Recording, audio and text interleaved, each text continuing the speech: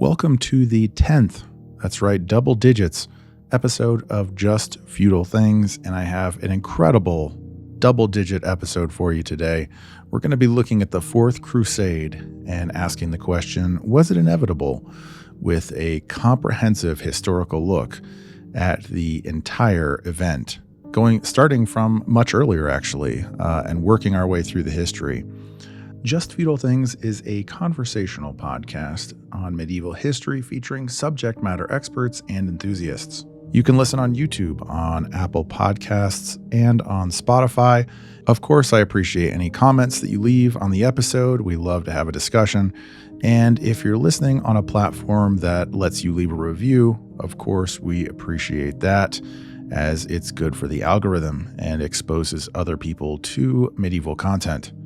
If you'd like to follow my Memory Medieval project more directly, you can find the links to my Substack and my X account in the description below. Soon, I will be releasing a custom medieval-themed deck of playing cards that you'll be able to purchase and help support the work that I'm doing in bringing more medieval history and medieval content to you. For today's GIGA-EPISODE, our special guest is Andrew, and he's at Shadows of Constantinople. He's an expert in the Eastern Roman or Byzantine Empire history. You can find the links in the description to his X account, his Instagram, and to his website, where you can dive much deeper into the history of the Eastern Romans and learn a lot more. I've been enjoying learning a lot more myself, and now let's jump right into today's massive episode. We're going to talk a little bit about the Fourth Crusade, because I'm not super familiar about the Fourth Crusade. From what I do know, I will say right off of the gate, it seems like one of the premier tragedies of the medieval period. And so today we're going to learn a little bit more about that and explore the question as to whether or not the Fourth Crusade was inevitable. Was it something that could have been avoided, or was it something that it just seems like the East and the West were on this collision course once the Crusades had been called? Because that's one of the things that I sort of get into in my reading is, of course, it's easy to look at events that happened and say, well, it wasn't inevitable because it happened. There was, but was certain things sort of inevitable in the sense that if they hadn't have happened then, they would have happened later. It would have been some sort of inevitable conflict. So Andrew is going to give us a little bit of the Eastern perspective, and we're going to explore today whether the Fourth Crusade was inevitable or not. So why don't you take it away and tell us a little bit? Maybe we can start, wherever you think is appropriate to start to set the stage to explore the question about the Fourth Crusade. So I think whenever you talk about inevitability, you have to think like, what does that really mean? So was there going to be some kind of clash? I think that's obviously true because there were several clashes prior to the Fourth Crusade. So clearly there was going to be some kind of East-West conflict. And clearly there was a rising animosity between the West and between Constantinople over a period of several centuries. And then the events of the 11th century and the Crusades kind of brought their worlds together in a way that previously had not been the case. And I think that did make it somewhat inevitable that there would be a Fourth Crusade, but I don't think it had to be the Fourth Crusade. That's how I think if you look at all these events one by one, you could say, oh, it could have been avoided here. Oh, it could have been if this emperor had done this, or if the Crusaders had just done this, or if he had, there's a whole bunch of what ifs on that. So it didn't have to happen in 1204, but there was going to be some kind of showdown, and there were a bunch of close calls and attempts to attack Constantinople before that. So I think it's safe to say there was an inevitability in that sense. So maybe we should start at where the first close call or the first conflict happened.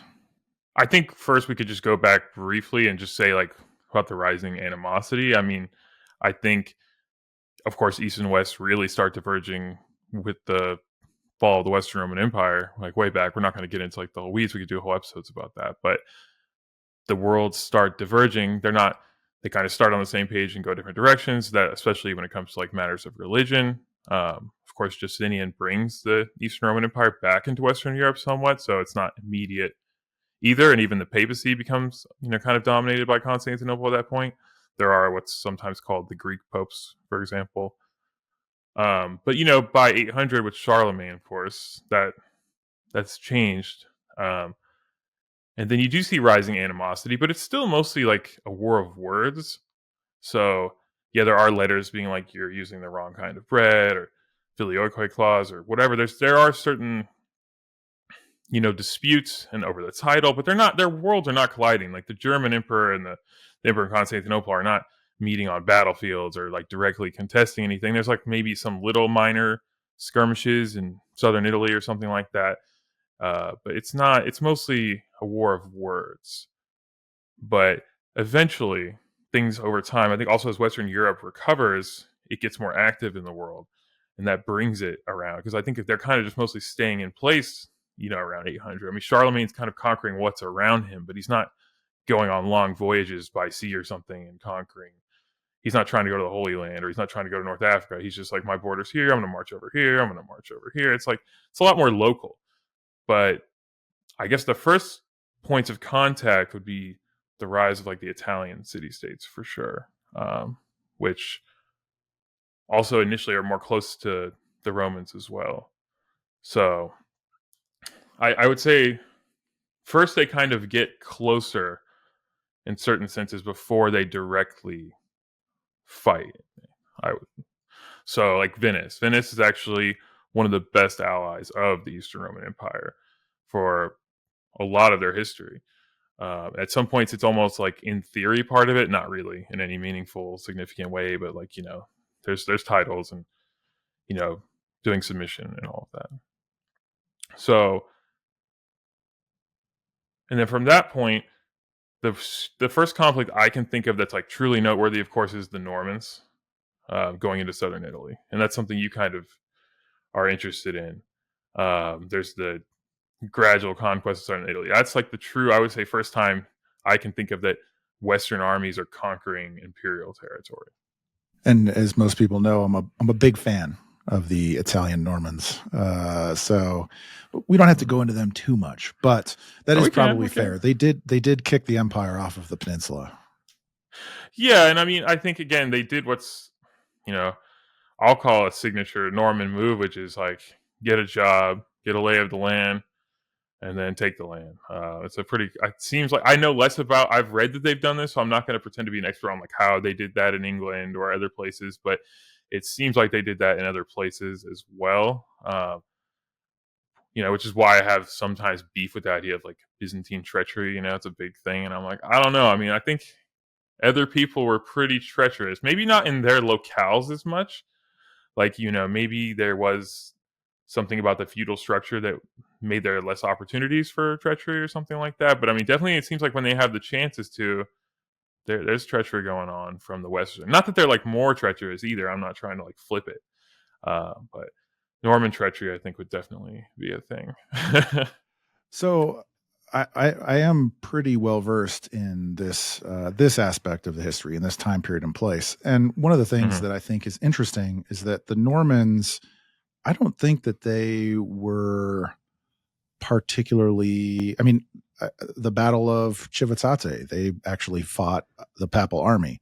And in fact, even later in 1139, Roger III captured the Pope for his father, Roger II. So I don't think the Normans were papal ideologues, I think maybe is the way to put it, or even like thought of themselves in that sort of way as being part of a Western versus Eastern conflict. Yeah. I think the Normans, what seems to me what happened in a lot of the ways with that is that the empire was very busy elsewhere for the most part. And the Normans obviously were in the middle of this sort of soup between the conflict of papal states, between the Lombards, between the empire, between the Muslims. And there was several opportunities where various parties wrote to both emperors, actually, to Constantinople and to the Holy Roman Emperor, and said like, hey, problems are happening here. We need somebody to come and like formally invest our territories as part of your empire. And if I recall, both times that happened, the Holy Roman Emperor basically responded immediately and came right down and invested them in sort of like the Western Empire territories. But they wrote letters to the east as well, and had Constantinople responded quickly, maybe things could have been different. I'm not saying that they were Yeah. Orthodox. I mean, it seems like they were definitely more Latin Christians than Orthodox, but I think they were more opportunists than they were Latin or Orthodox in a lot of ways. So I think that there was the opportunity, if the empire had been not in a bad state elsewhere, struggling elsewhere, for them to maybe even just absorb the Normans into their sort of as one of their vassals. Yeah. So, I mean, obviously, I think that all successful warrior groups like that, there's always a degree of ruthless pragmatism to it all. And also, I mean, when the Normans first get there, it's technically pre-schism, so there's not as much. I mean, there's still the schism's almost a formality that we look back on anyway, but it was still a little less formal, and there was less animosity than there would be, 100 years later, for sure. Um, so I think it is quite possible. I'm not as sure about their like religious dispositions, but I would still say it's probably worth calling them part of the beginning of the Western thing, at least in like a prequel sense, because of course the Normans are such a big role in the First Crusade, and they do firmly seat themselves as part of the Latin world. I mean, of course, initially, like you said, they did kidnap the Pope and some other things, so they're not exactly.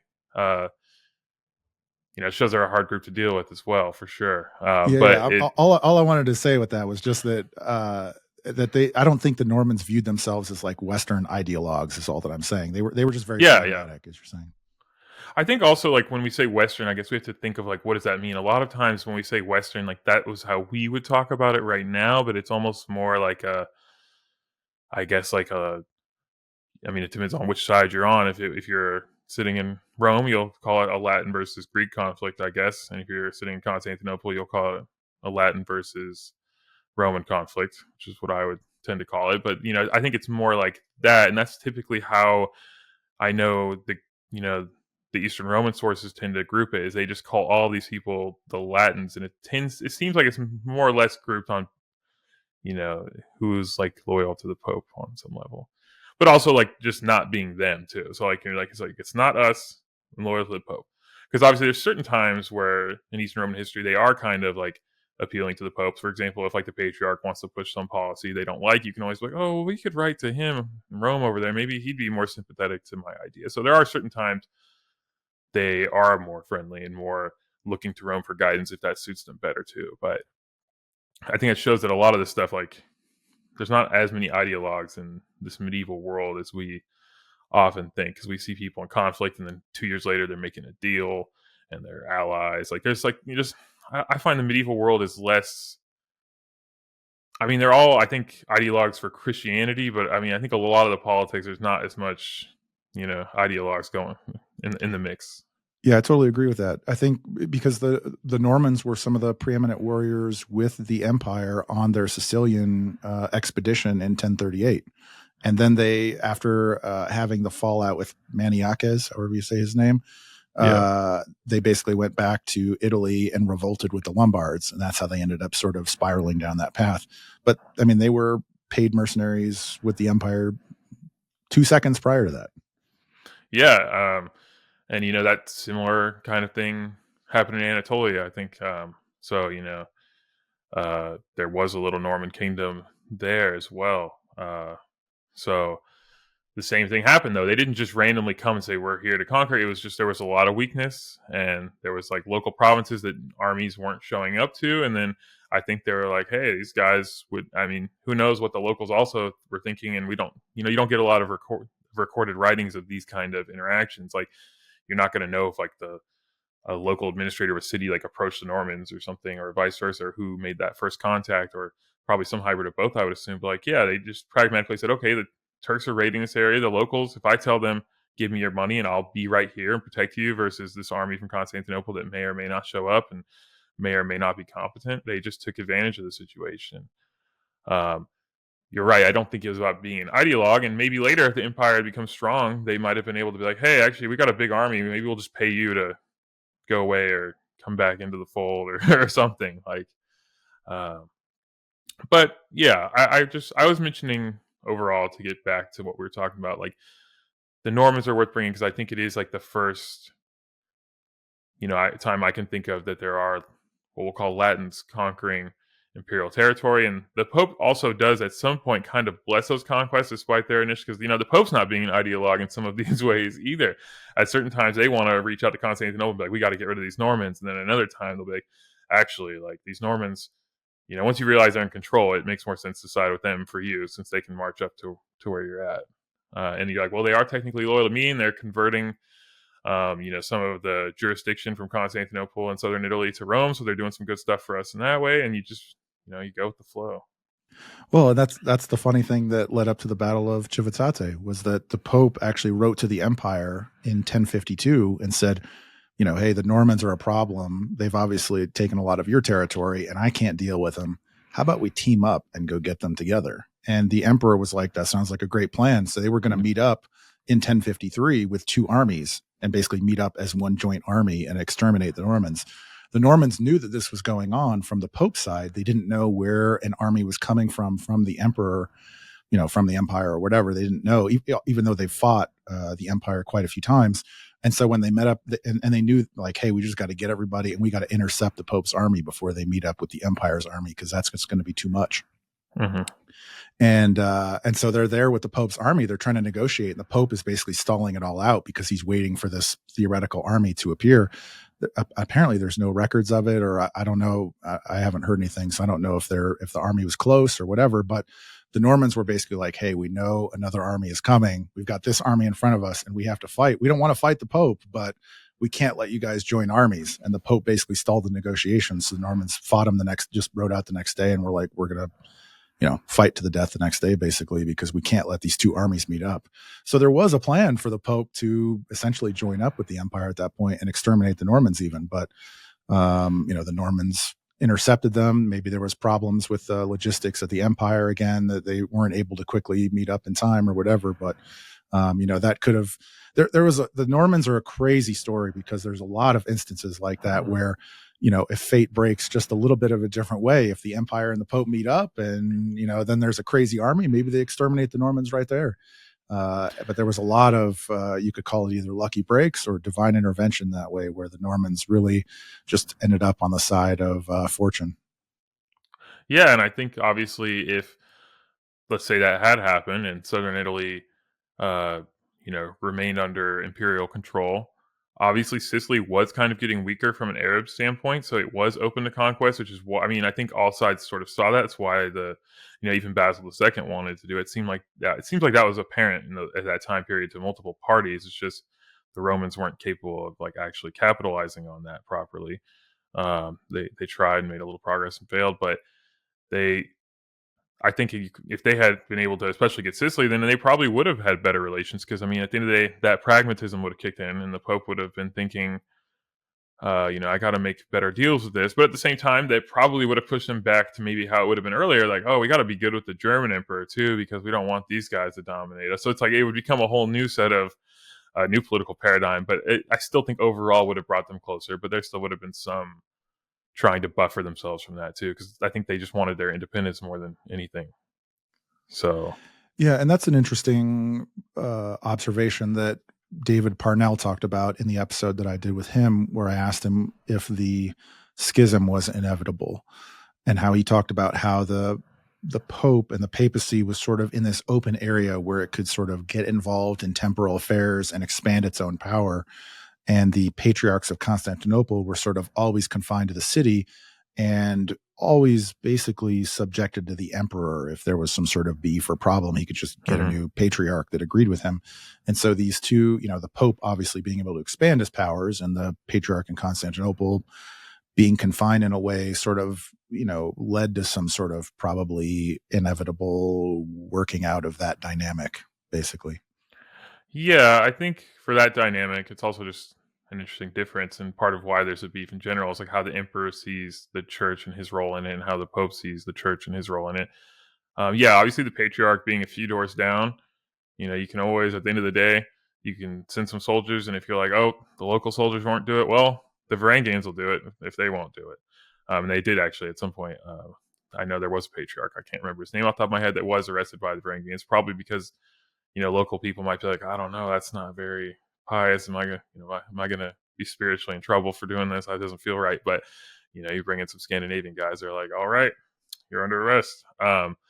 But that dynamic is like, I think the Pope almost like combines the powers of the Patriarch of Constantinople with the Emperor in terms of the church, not like commanding armies as much. I mean, I know they have like some local forces, but that's not the same. It's mostly like just to control their little area. They're not like trying to make an empire out of it, obviously. Whereas, like, because if you think back all the way back to Constantine, like the Council of Nicaea was called by Constantine. Obviously, he didn't make all the decisions, but he kind of presided over the council. He kind of let them decide, but he was presiding over it. I think for Constantinople's point of view, the emperor was the head of the church in that way, in a more broad sense. Of course, it wasn't for them to specifically decide. It was like for all the patriarchs to come together and like, in a council and make the decisions. But the emperor did have a prominent role as like the head of Christendom, and that conflicted with how the Pope, especially as time went on, they assumed more and more of that. Again, that the papal stuff also evolves. I think sometimes people retcon this a little bit, where they act like the Pope was always more assertive on that. I mean, I think they always claim to have the best, apostolic see and be the first, St. Peter was like the best, all that gives them the best claim. But you clearly see a big difference between like 1,000 and 700 and what the Pope's claiming. So I do think that worldview of like the emperor is kind of God's vice regent on earth is a common phrase you hear, versus like the Pope being God's vice regent on earth. There's a little bit of a clash there. It's like who's in control of all Christians, or who represents them. So, all right. So then after the Normans, then maybe the next fork in the road, I suppose, as it were, would maybe be the First Crusade. Yeah, I mean, I would say, well, we talked about the Norman. I will mention, obviously, that there was Robert Guiscard's invasion of the Balkans, which is another kind of papally sanctioned major escalation. Because it's one thing to be like, we conquered a kind of imperial border province, which was mostly a buffer to make sure that there were no invasions like that. That was its real value, is to make sure that people didn't hop from Italy to that. So that was a major escalation, because that was sort of an attempt to decapitate the empire, because I think Robert Guiscard's goal was to take Constantinople. I mean, he wasn't like immediately doing that. He had to lay the groundwork for it, but he was making good progress until he had to go back to Italy. So I think that was also a major escalation in, Southern Italy is a small thing, but this is a big thing, trying to make a Balkan empire. And, also you consider what's going on in Anatolia at the time, that would have just destroyed the whole empire. So I do think that, and also attacking them while they're fighting, the Muslims at that time was probably seen in Constantinople as pretty treacherous. Now, they don't always view things that way like we do either, so I want to be careful. They weren't as into the holy warfare lands, but I think definitely like papal blessing on that must have been seen with some animosity from Constantinople, and I think that's a major escalation. And of course, Alexios wins, so it sort of downplays the impact of it. But it's also hard to know if Robert Guiscard had stayed in the fight, if that's even would have happened. Alexios had time to like recuperate and try again. If Robert Guiscard had stayed in the field and kept pushing, I mean, I think it becomes like more of a toss up whether that happened or not. Not inevitable that Robert Guiscard wins or anything, but their chance of victory, I think, would have been higher. So I think that is one part of the escalation. I also think we should just start mentioning that at this time, there's also just a lot more ties between East and West. There's more like mercenaries going back and forth, not just Normans either. Like I know even like when the First Crusade happens, that Raymond of Toulouse had already had some interactions with Alexios and things like that. There are more pilgrims going through. So I do think there's just already starting to be this increased interaction and mixing up. But then it also, like, the animosities rise from that, because you're like, oh, well, I see they're doing things, in this weird way, like religiously, like they're not doing it the right way. And, oh, they're barbaric, or they're soft Greeks, or whatever the perspective is from each side. So you're seeing this escalation of tensions, but also interactions. And yeah, I think from Robert Guiscard's invasion, it does directly in the First Crusades, like a huge leap. Definitely the biggest thing so far. The First Crusade, it seems to me, then is sort of like an opportunity to bring things back together, to sort of cooperate, work together again, but it doesn't quite work out that way. Yeah, and I think one thing that's interesting about you say it's an opportunity to get back together. We referenced the schism, which happened in 1054. But when I read about the First Crusade, it's almost like that never happened. Especially until they talk about it after the First Crusade, when like there's accusations flinging about. But during the First Crusade, when these leaders are coming and meeting Alexios, they don't treat it like they're meeting a schismatic. Like Pope Urban II doesn't act like he's responding to a request from a schismatic ruler. It seems like the schism was almost like kind of forgotten. I mean, obviously there were records of it, and I'm sure the Patriarch of Constantinople like knew something happened, and maybe the Emperor and the Pope and certain archivists, people who were into history, which is not that many people percentage wise at the time of any society. But you see, it's kind of gone. So I do think it was an opportunity that maybe if things had gone better, even the schism could have been kind of a little bit left behind on some level, possibly. But that's impossible to know. But yeah, it's an opportunity for the Crusaders. Obviously, helping liberate Anatolia could have been really good, but you see, I think you see different expectations from the First Crusade of what it's supposed to be, and that opens the door to conflict. An interesting. So I've read several books on the First Crusade, and an interesting point from one of them, which was Rodney Stark's God's Battalion's book. An interesting point that he made in there was that, which I think seems faithful to my reading of the history, is that the First Crusaders didn't actually plan really, maybe outside of Raymond, to actually really stay in the Holy Land. And certainly at the base level, I mean, once they took Jerusalem and after the battle of, I think even before the Battle of Ascalon, something like 90% of the Crusaders went home. And so I don't think that most of them were really planning on staying. Even most of the, the princes, as it were Yeah. really planning on staying. But that ended up being a result of Alexios abandoning the crusade, turning back, however you want to describe his whatever happened there. I'm a little sympathetic to Alexios's point of view. Stephen of Blois and Hugh of Vermandois, I mean, those are big lords. They should be trustworthy. So I don't really know exactly how to frame that. I'm not saying that Alexios was malicious or intended that, but that's sort of how it was read, and which I think understandably from the Latin perspective. Yeah, I mean, well, I think one thing I'll say is there were more than one Latin perspective. So I think there was a camp that thought that they should, for example, give Antioch back and that the oath hadn't been broken, and some thought. So, I mean, there was some people who felt like that and some people didn't. Probably more than half felt like he did break it, but there was a faction that saw it that way. So I think it's interesting that one side feels, they were told, oh, turn around by, like you said, Stephen of Blois. Um, I personally don't think Alexios was breaking any promises. I think that's another what I meant by like diverging expectations. I don't think he ever intended he's like, I'm not marching an army to Jerusalem. Like, I'm trying to get Anatolia back, and that's sort of where my part of this ends. I'm happy to send you supplies from Cyprus, and help give you some stuff, but like pretty much after Antioch, the support was for sure going to be cut off no matter what. And that's only because that's basically where the oath to return former imperial territory ended.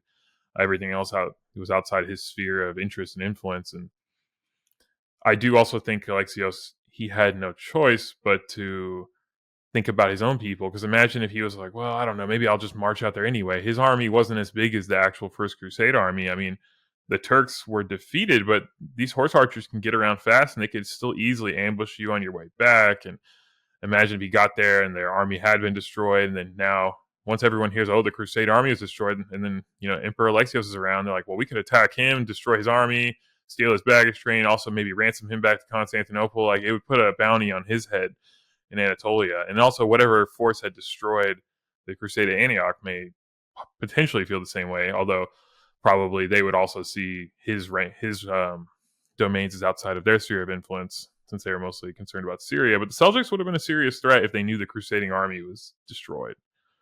So I think he did have to think like that. And a lot of this stuff is like no man's land. Like, even if like the emperor has a garrison in the city, like outside the walls of that city, like those horse archers can show up anytime. And they're faster than your army. They don't have they don't need a base. They're hard to deal with. So I do think that perspective gets a little lost. But I also think there's tensions before just Antioch. It seems like as soon as they enter imperial territory in the Balkans, like certain factions are kind of raiding territory, and that's not seen obviously favorably by uh, in Constantinople. And Komnenian references that quite a bit. Um, the People's Crusade is obviously a disaster, and that's another point where people start thinking maybe Alexios has malicious intentions, like he sent them to get slaughtered, even though he kind of told them not to do what they did. And I can't see why he would want them to get slaughtered, since he was trying to use this force to get his own territory back. Now, I do think he wanted them in Anatolia, away from Constantinople, but I don't think he actually wanted them to be slaughtered. But I think that's also a point in the Crusade where people start getting a little suspicious of him.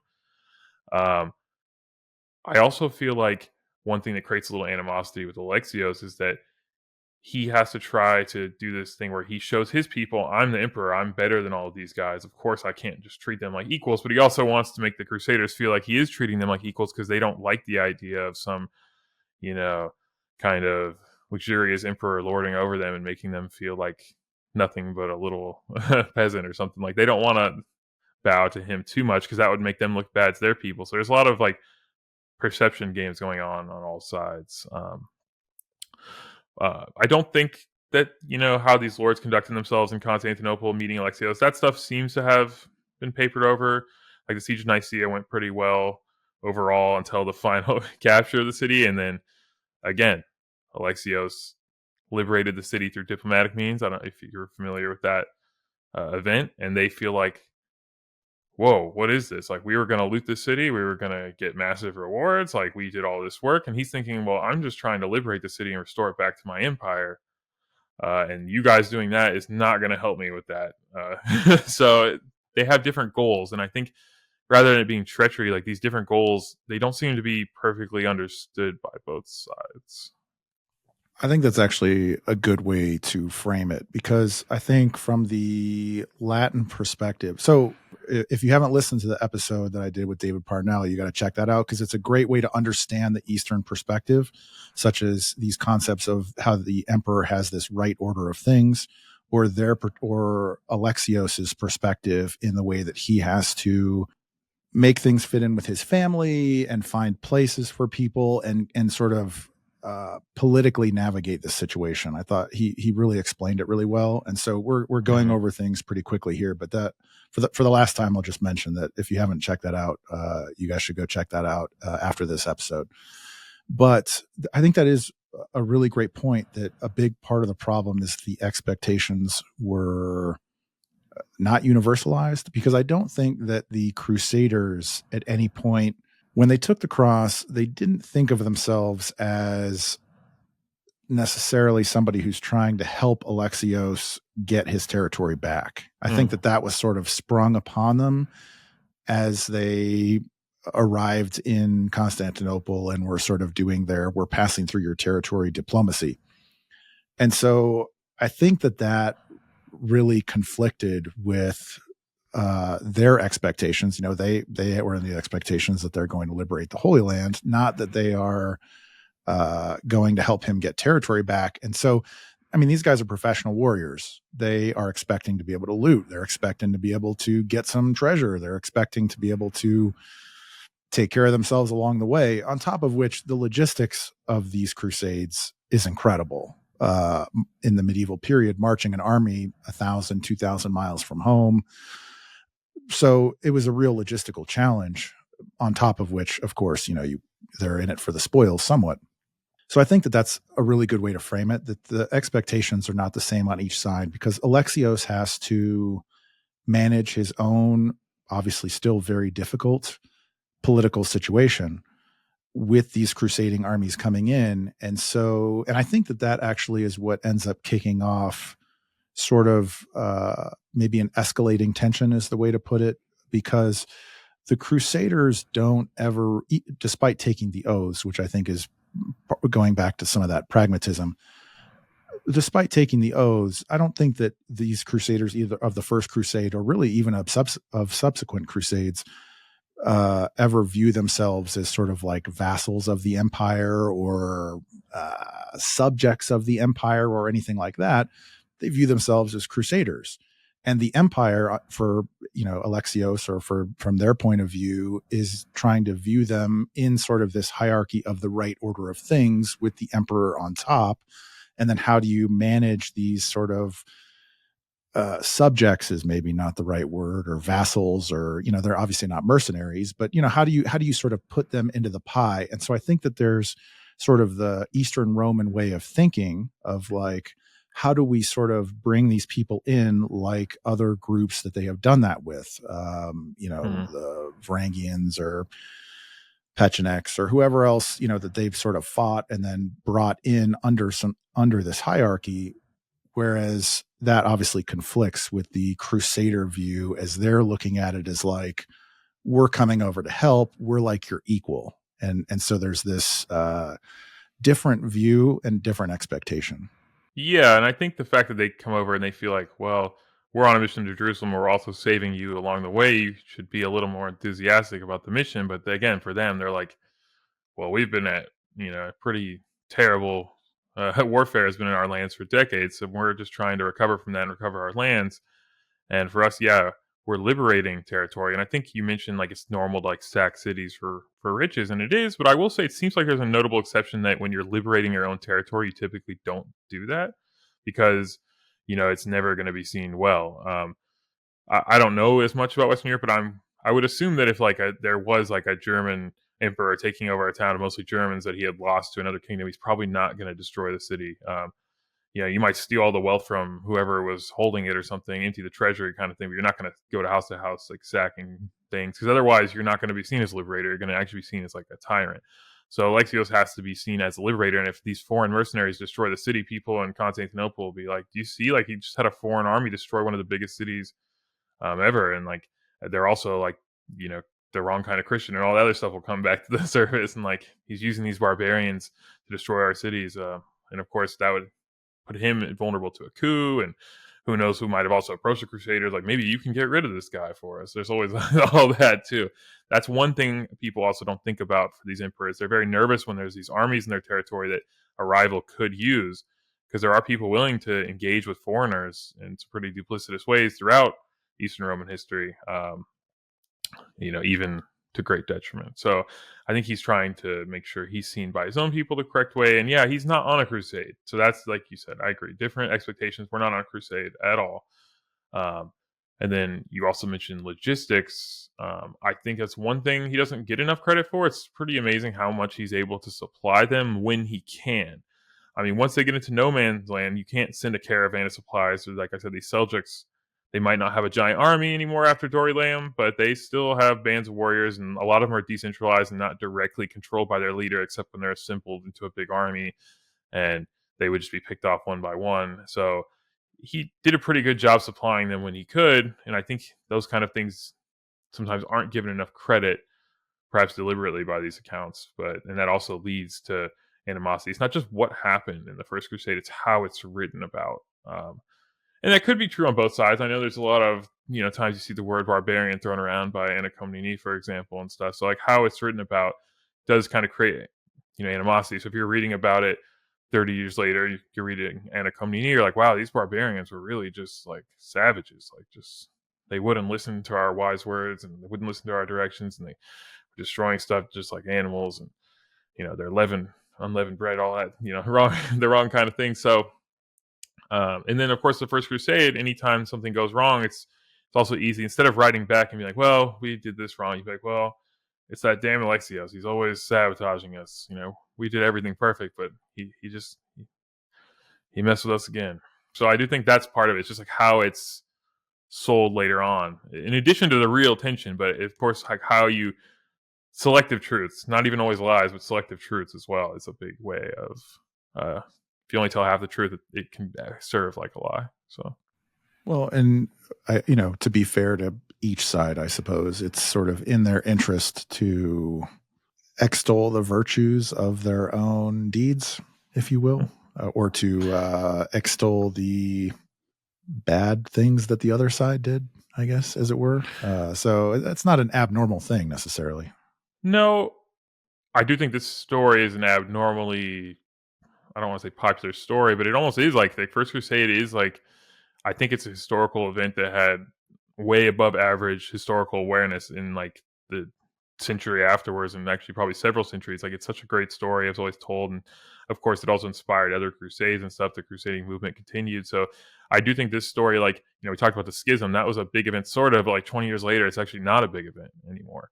But this thing stayed a big event in a way that gives it a lot more power over perceptions, and also just other events that follow up, because the crusades don't really stop here. So it's like, it's, if you look at it in one event, not really. It's just like a chapter of events. So things keep rolling. So I do think that story has a lot more power than some other ones.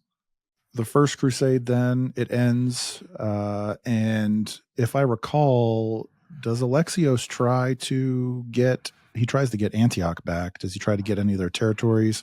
And obviously Bohemond refuses.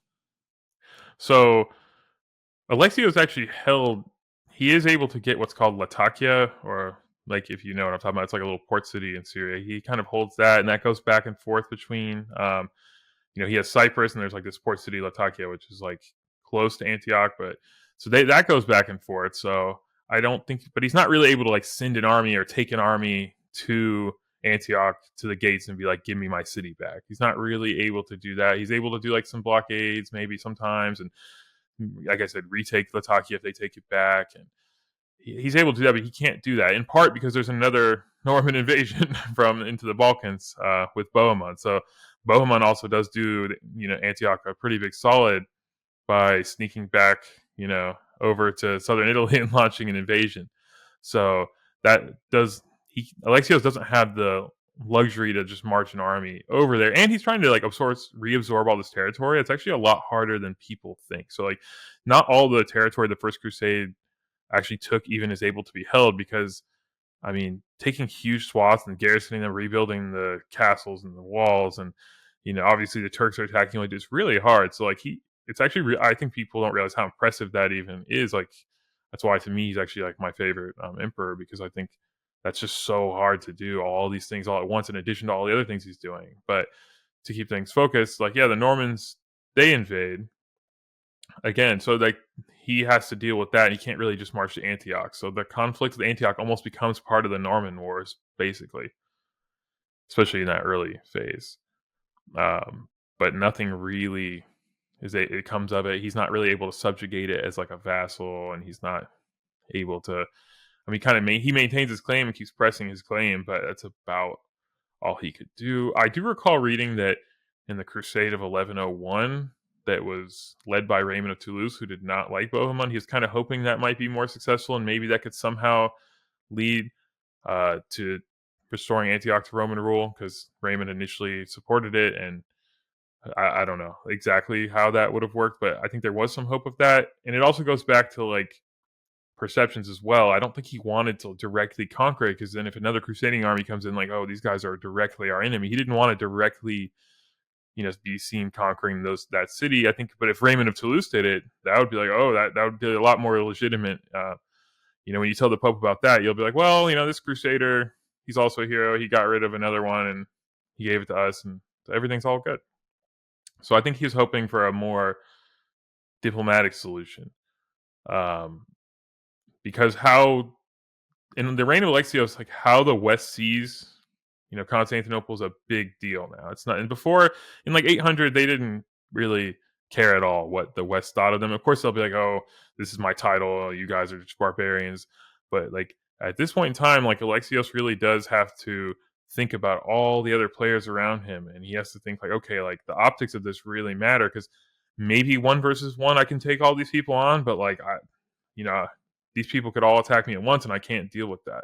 So I know that in the History of Byzantium podcast, he uses a really good metaphor called a crowded chessboard. I really like that analogy, that like, it's really hard to move without thinking of how all the other pieces move. Like, it takes a long time to calculate one of these moves, and you have to lay the groundwork for it. So that's where you start seeing that dynamic. And I think he's afraid to push his claim on Antioch on some level, not afraid like in a cowardly way, in a very rational, responsible leadership kind of way. Well, Alexios is pretty smart, and he doesn't need to go out of his way to antagonize people, I think is maybe a way to think about it. Yeah, I think he actually did a really good job by Roman standards of being humble with the Crusaders, even though to them it probably still came off, pretty extra. He tried a lot to not. I think he kept the court rituals to a minimum. He tried to, be as accommodating as possible. Of course, again, he couldn't completely get rid of all that, or his own people would criticize him, but he's really aware of that. So I think he did a good job, and overall relationships weren't completely soured, but there is some negative feelings at the end of the First Crusade that are growing and will continue to grow. So that's where I would say we're at with that. And one thing that we also haven't mentioned as much as we probably should have so far is at the same time as all this is going on, like these Italian city states are becoming really important because they're also becoming part of the Holy Land. So like they have merchant colonies in all the cities in the Holy Land. So like they're becoming in the Eastern Mediterranean extremely active, not just, in the Aegean doing trade with the Romans, but now over there it's like I know, for example, when Pisans were coming through, and sometimes there was like pirate raids and other things. And there's an account by Anna Komnenian where they like burned them up with Greek fire. Um, so that is becoming also a big deal at this time. I would say overall it's not part of like some east-west conflict, and actually Venice is a really important ally against the Normans, which is so that's actually we should really mention that since we're going to the Fourth Crusade, that when the Normans had invaded, Alexios gave them free trade privileges in the empire without paying tax, basically. So the Venetians are proliferating extremely throughout the Eastern Roman Empire, and then also somewhat in the Crusade states. So there's a huge Italian presence growing. I wouldn't say it's like problematic in the reign of Alexios. I can't think of any conflict he had that was little skirmishes with small states, but with Venice, everything stayed good, and overall, not a major escalation. But that is something we should keep in mind because with the next couple emperors, that will grow. Thankfully, Alexios left a qualified, well-groomed heir. No civil wars. I mean, there is some supposed conspiracy that his sister wanted to put her husband, but we don't even know if that's 100% true. And whatever the case, it didn't kick off to be anything major. There is no like formal crusade. I know there's a lot of these like mini crusades that you think they're not called like the first or second. It'll be like crusade of this, but there might have been something like that. But there's no like major crusade during the reign of John. But he still is very active in dealing with them, and he continues Alexios' policy of like not wanting to directly attack Antioch, but he does push his claim harder. So now that Alexios laid the groundwork, John's taking larger armies around Anatolia. He's laying the groundwork to secure all of that territory, building fortifications, actually conquering things. So Anatolia is a lot more secure. He actually kind of secures the southern route across Anatolia, so you could actually march to Antioch now as the emperor, which was not possible very easily under Alexios, but he's laid that groundwork. So he actually does end up doing that. He's not able to do that right away though. So first, John has to fight off all the old enemies. He has to fight the Pechenegs, and he defeats them. He has to secure the Balkans, and he actually is the first emperor that gets into conflict over the Venetian trade deal. So he tries to say, hey, like, I don't want to renew this. So, like, I think from his point of view, I'm a new emperor. We don't have to, that was my father's deal. I don't know if I like this deal. But Venice goes kind of berserk over that and sends fleets and starts raiding the Aegean and stuff. And it kind of shows already that, it's hard to take this back. And you need to have a really strong navy if you're gonna try to assert yourself with these players. And John ends up kind of having to back down because there is a navy. They couldn't have attacked Constantinople, but beyond that, they don't have the power to kind of assert their claims broadly. So he ends up kind of having to renew the deal. But it shows like that tension with the Venetians is there simmering. It kind of gets put on the back burner, but that's the first flare up of that. But then if you want to move back into to Antioch, John later on in his reign is able to lead armies to Antioch. So I know he goes twice, I think in like the late 1130s and then like the 1140s. He shows up and he basically makes a deal with them that, okay, they're like, why would I give you Antioch? Like, it's a really hard to take city. And what do I get for it? So he comes up with an agreement to like conquer some other cities in exchange for Antioch. Like, going and taking like Aleppo and other things. And I think John's thinking, okay, if we could take these cities, turn that into like a crusader buffer and we have Antioch, it would be really easy for me to like make all these guys my vassal. From like, I'd have a secure seat of power that's like connected to my territorial realm, and also sort of like Antioch acts as a fortress in case they get kind of, aggressive. You have like a buffer for your core territories. But I think he was thinking, maybe he could do that. It seems to me kind of like a little outlandish that you would be able to conquer these really hard to conquer cities in Syria that were like not as Christian population as Antioch had. I mean, there were Christians, probably a pretty sizable minority, but these were less Christian areas than like the coast of the Levant. So I'm not sure what he was thinking with that, but maybe he thought it was possible his army was pretty good at conquering things. So, but that just ultimately doesn't work out. But some people think John maybe should have just gone for it and attacked the city, and it's actually probably true that he could have taken it.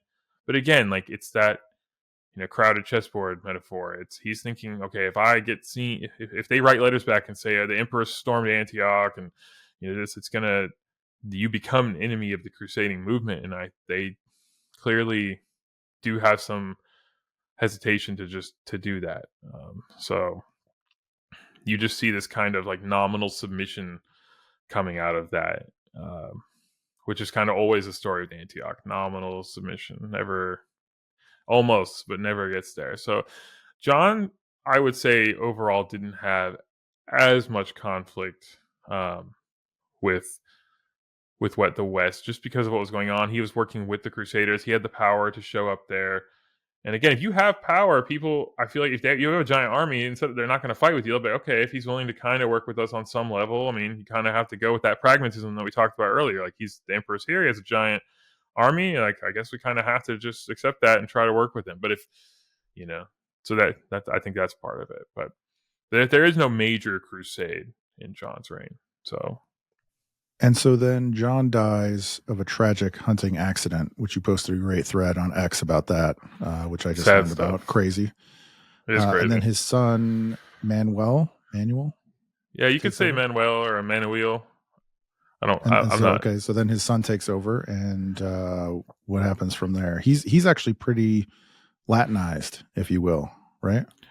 I would say he's Latin friendly, for sure. He takes this whole policy of, hey, we don't want to offend the Latins, and I think he takes it one step, up to, we need to like integrate with them on some level, of course, but he's still trying to maintain his prestige. So we need to maintain ourselves as like not just a Christian power as part of their world, but like a premier power, and arguably maybe the first among equals, if possible. And that's the image he tries to project, of course. So he still has that balance. He's trying to make sure that, I'm just an emperor. I'm not just a king or a prince. Like I'm an emperor, and that means something.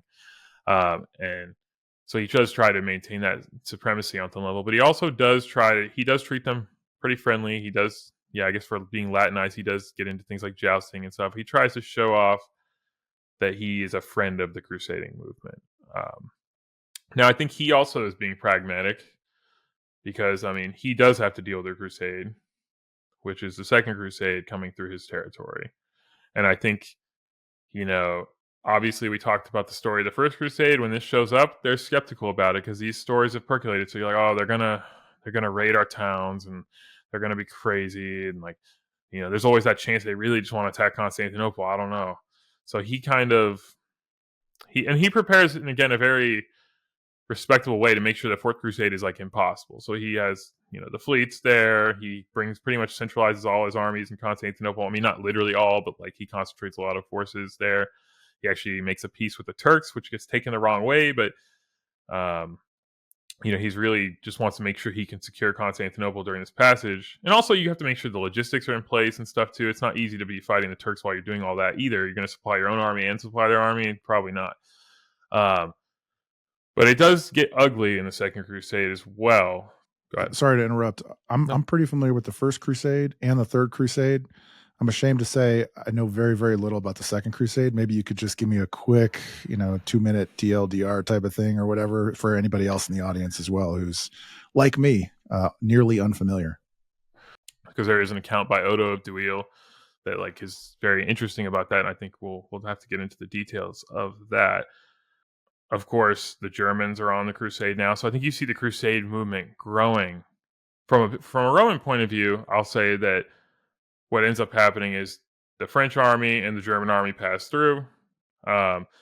But at the same time as that's happening, the Normans say, "Oh, there's this crusade happening. All the forces are concentrated on Constantinople. We're just going to attack and raid and and attack southern Greece." They don't really try to conquer it because I think they know eventually Manuel will have the army to come back, but they raid Greece. And again, I think that shows, and nothing really happens then. By the way, Pope doesn't really say, "Oh, well, you know, you shouldn't do that." Like Manuel probably realizes I'm not getting the protections that like a king gets when he goes on crusade. They say don't attack. The Pope always try to say don't attack their realm.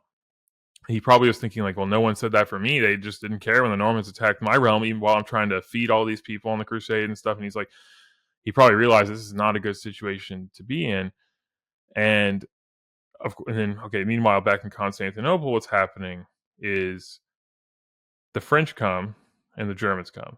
So the German contingent, I know, doesn't go too well, but the French contingent is what I like to focus on more because Odo of Duil left a really interesting account, and he literally verbatim says it like for the Franks to kill a Roman is of no consequence. Like he literally said he's like they're not really Christians and killing them is no matter. I'm paraphrasing, but there is a literal quote like that.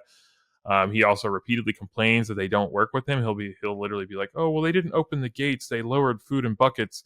And then another time he's like, "Man, it's like we wanted to sack this town if not for those big walls." You know, it's like you see this clear thing that he is saying, like there's a lot of animosity. These are these are like heathens, and it's just one faction. And to be fair, he does say the king did not do this. He's thinking the king should escalate. He actually writes that the king should write to the Normans to bring their fleet and attack Constantinople.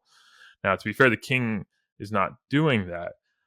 So I'll give credit to the French. They don't do that, but there is a faction already. You can see from the negative stories of the First Crusade percolating that like these guys need to comply or like completely or they need to be dealt with. And in fact, I think there's an idea that maybe Constantinople would be like a perfect crusading base. I think that's also part of it. And like they probably think like we could just force them to end the schism. And there's already ideas percolating like that. It might not be the majority yet, but it is percolating. And I also don't know if I think it's not the majority of people or not. I also just think the Crusaders were more like genuine at this state. Like I think the first three Crusades have like a certain, I'm not going to try to say all the other crusades aren't pious. There's a million crusades and you have to evaluate all of them individually. But I do think definitely compared to the Fourth Crusade, there's more piety going on. So I think even if the king's like, yeah, they do deserve it, he's thinking, no, I promise I'm going to Jerusalem. That's what I said I'm going to do. Like these guys are annoying, but that's, I'm not going to break my promise to God and to the papacy and to do that. So obviously later on that will happen. But so the Second Crusade is a major sort of, I think probably a formative moment for Manuel. I think it's after that he decides, okay, I need to be these guys' friends, not just not be their enemy, but maybe I should try to endear myself. Because if I'm a friend to the Crusaders, they won't think like that. So you see throughout his reign an unparalleled amount of cooperation and just generosity. I mean, there's still, I think, mosaics in the Holy Sepulchre that were like sponsored by Manuel. I think there's a couple of them still in there. So he's donating money. He's, of course, just trying to make alliances. He actually sends fleets to support them. I don't know if you've heard about his adventures to Egypt before or not. With the king of Jerusalem, he sends a fleet under Contos Stephanos, one of his great commanders, and he says your job is to listen to the king of Jerusalem, and they're going to attack Egypt because I think they start to realize that as long as Egypt is the main power, Jerusalem will never be safe, basically. And also there's a lot more money, and there actually were a lot of Christians in Egypt. A lot of people don't realize that as well. Like, we don't know the exact percent, but I mean, it could have been a super sizable majority. It could have been around 50-50. We don't really know. I'm sure it depends exactly where you look, but so there's some potential there. And he literally, fleet's very expensive. So he created this giant fleet, and he outfitted and sent it for the king of Jerusalem because I think he wants to be seen as this, crusading hero, a great patron, friend of the Crusaders. But that mission also doesn't go well, and also kind of backfires because at the end of the day, during the mission, they're all butting heads, and I think I've heard it argued that maybe the king of Jerusalem felt like because Manuel was bankrolling it all, it made it almost like he felt like it made him look bad, like it was more like a Roman operation. And really he was doing their bidding. So I think it just kind of went south. But Manuel really tries hard, and he does seem to be generally respected. Like the Pope seems to hold him in high regard. Like papal relations seem to improve. I think there was even some really light talking of like a church union, but like no serious moves about it. I don't think they were able. I don't think he was willing to make the kind of concessions maybe necessary to do that. But at least like good enough relations that could be talked about at least. So yeah, Manuel is a really good move in this East-West thing, where it probably seemed a lot less likely to someone, living in like 1170 or something, that this kind of conflict was going to happen. So it seems like then for Manuel's reign, then things were maybe coming back together, and that there could have been some sort of future cooperation. But then he goes on to what, 1180, if I recall. Yeah, and actually, I think before we move on from Manuel, we could talk about a couple more things. So, like, I don't know Sure. if you've heard of what's called the Battle of Myriokephalon. Mm. It's a big defeat to the Turks, and there were actually a lot of Western people in his army there. And I think he was. I wouldn't quite call it a crusade, but I think he was trying to show, like, oh, I can lead a big campaign against the Muslims too. But it also, like, again, if you look at the optics, it kind of shows that off to the Western. He raises this giant army, maybe like 30,000 people, with a pretty giant army. Um, so I think he's trying to show off to his own people. Of course, it would be liberating their territory. So it kind of hits both optics pretty well, but it does fail. Unfortunately, they kind of fail to follow even the most like basic military manual advice. So it's kind of sad they don't scout the passes; they get ambushed, and like the army doesn't get destroyed, but the campaign ends, and it's really expensive to get these campaigns together, and it doesn't end up happening because he dies a few years later. But like they did cooperate quite a bit. I mean, there were a lot of Latin mercenaries in the army, but there's also more conflict that we have to talk about before we move on from Manuel. So we see a huge. You've probably heard of the Massacre of the Latins, right? That's not during Manuel's reign, but people sometimes think the Fourth Crusade is like a revenge for that. You've probably seen that narrative. However, I think more important to talk about is what's called the arrest of the Venetians. Have you heard of that before? Um, I've heard of some of these very briefly, but you can just oh go yeah, ahead and I'll, tell us I'll them. explain it. So that was in 1171. So basically, Venice, like I told you, John, he kind of had a problem with the trade deal, but he had no choice. Manuel has built up a really impressive navy, so he's not as intimidated by the Venetians. Now, they still are important to the commerce, but he starts laying the ground and signing some trade deals with other Italian powers. I think he's trying to diversify to reduce their influence. They don't like that. They actually end up like, there's like a new Genovese quarter built in Constantinople. They end up actually attacking it. Like there's like a little battle between these Italians in Constantinople, which of course, if you're the emperor and you signed a treaty with some other foreign power and another foreign power in your own capital attacks, it's a pretty major affront to your authority. And he does not take kindly to that. I mean, it also shows to me maybe he was signing those deals because he had a plan to deal with Venice already, and like that was laying the groundwork for it. So it could have. I don't know what exactly he had planned. Maybe he would have just renegotiated the deal or something. But what ends up happening is what's called the arrest of the Venetians. So on one day, it's coordinated throughout the whole empire, which is really hard to do in pre-modern times. It's actually a big testament to their like ability to organize as a state. All the Venetians, like their property is confiscated, they're all arrested. Of course, some people escape, but like a good majority, pretty much everyone flees or escapes, or their property is confiscated and they're arrested. So it's a huge event. And I mean, I think to the West, it comes across like, whoa, like what was that? I mean, again, they're going to be missing the context of why he is obviously upset that they're fighting little wars in his territory between people who are probably, I guess, all his allies. So that's actually a major event more, because now you've also seen like all the Venetians are gone out of Constantinople now. So when this Massacre of the Latins comes later, we'll talk about it later. That's important. You'll see it's not really against the Venetians. So this idea the Venetians are out for revenge for it doesn't make a whole lot of sense in that regard. Now, they probably are pretty annoyed by this, although there are developments we'll talk about later that sort of work this out on some level. But I do think that event gets overlooked and almost like in people's mind bundled in with the Massacre of the Latins, and like they think it's against the Venetians for some reason, but they're missing a little bit of the chronology, and it leads to some false conclusions about it. So I think that's a really important event in Manuel's on the negative side. So I don't think he's like doing it because he's anti-Western, but I don't know. So I think Manuel kind of alienates the allies of the Eastern Romans. That's one of his big failures, is that he I already told you he lost to the Turks, so he kind of failed to fully deal with the Turkish problem. He didn't lose, and he made some gains. I won't say he completely botched it, but he didn't solve that problem. I almost feel like he didn't solve any problems. He did a bunch of things, but didn't quite fully solve any problems. But he kind of alienates the allies. Venice was like the best ally. Like in this whole period we talked about, it's their consistent ally. And it's been a really good counterbalance to the Normans invading them. It's a lot harder. Like the Normans did hit and run on them, during the Second Crusade, but they didn't really invade full scale. So he kind of alienates them, and actually he had a chance, I recall, I don't remember the exact year, he had a chance to secure a marriage alliance with the Normans, but then he like withdrew and tried to offer them to the Germans. Like he kind of, probably made things a little bit worse with the Normans, even though he had a chance to probably maybe even turn them into an ally potentially. Again, sometimes being an ally with the Normans doesn't work out that well, as we've talked about, but it could have been pretty useful because after his reign, the Normans will invade again.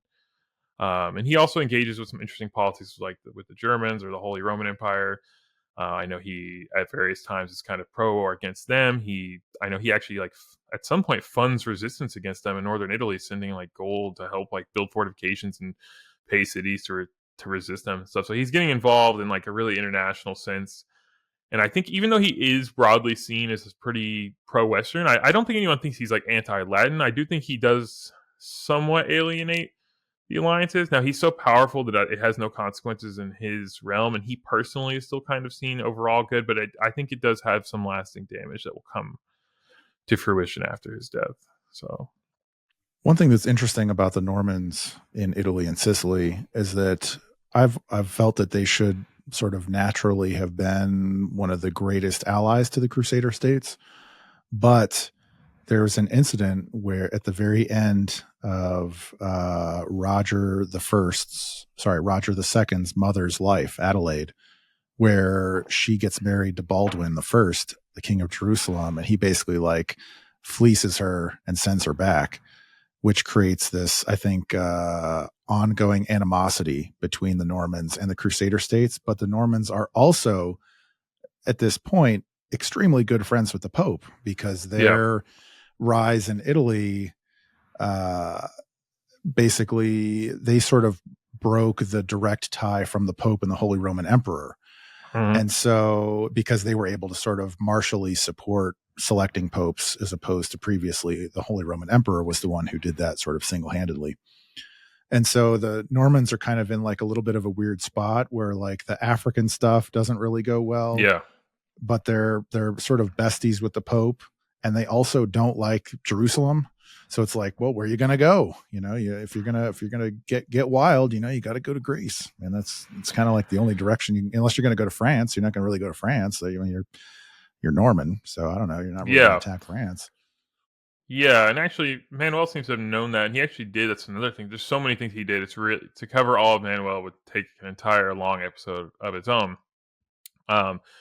He did launch an invasion, sort of like a kind of half-hearted attempt to take down the Normans in southern Italy. Like he mostly sent like a small force with a bunch of money to try to raise local resistance and stuff. Like there was a little attempt there that I think it was initially successful, but like I'm not really sure what he thought he'd accomplish without like getting an army of 20,000, or something and sending it over there. I think, honestly, that would have been a really interesting hypothetical if he would have done that, but I don't know. He's a man of many half measures for me. I'm sort of a Manuel critic. I don't think he's a bad emperor. I'd say he's overall a pretty good emperor, but he's an emperor who could have been like a really great emperor. Like he had the capability, but he's just kind of scatterbrained. And that's why even talking about him right now makes me feel scatterbrained, just trying to think of all the stuff that he did and put it in a chronology. It's really hard without being able to like write it. Because if you're writing, you can take some time to like, okay, I did this. Let me move this here. But like when talking about it, it's a little scatterbrained.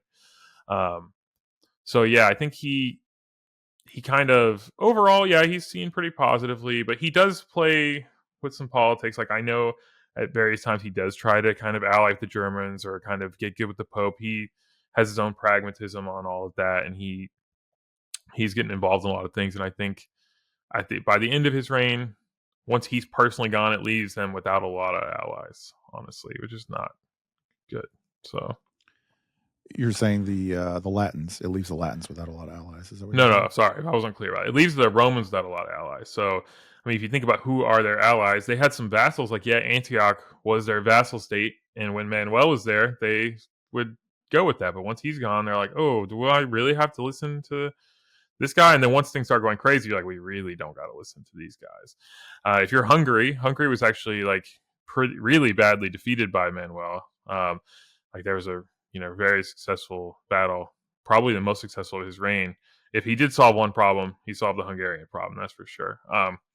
The Roman army really destroyed them, and he kind of basically had them as a vassal kingdom. He kind of helped choose, like the king, like Bella, and I want to say Bella the Third, but I could be wrong with the number. But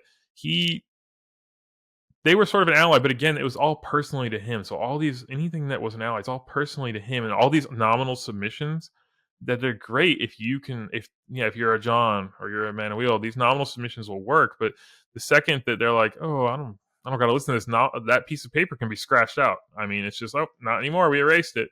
So I think that's what you see. You see this like really fragile, almost brilliant kind of thing he's built up, but at the same time, like losing Venice, he lost their best ally, and he didn't make any new allies to really replace it. And a lot of the other alliances he had were just like pragmatic arrangements that could shift as soon as the situation shifted. So that's where I'd leave it. He's well remembered by the West, but it didn't have some lasting effect. And most importantly, it doesn't seem to me that people might have been like, I really like Manuel, but it did not turn into I really like the Romans as like people. It seems like I don't think it doesn't seem to have translated in that effect. So I think that's a standard practice of feudalism, actually, for Western Europe, is that power was very personal at that time.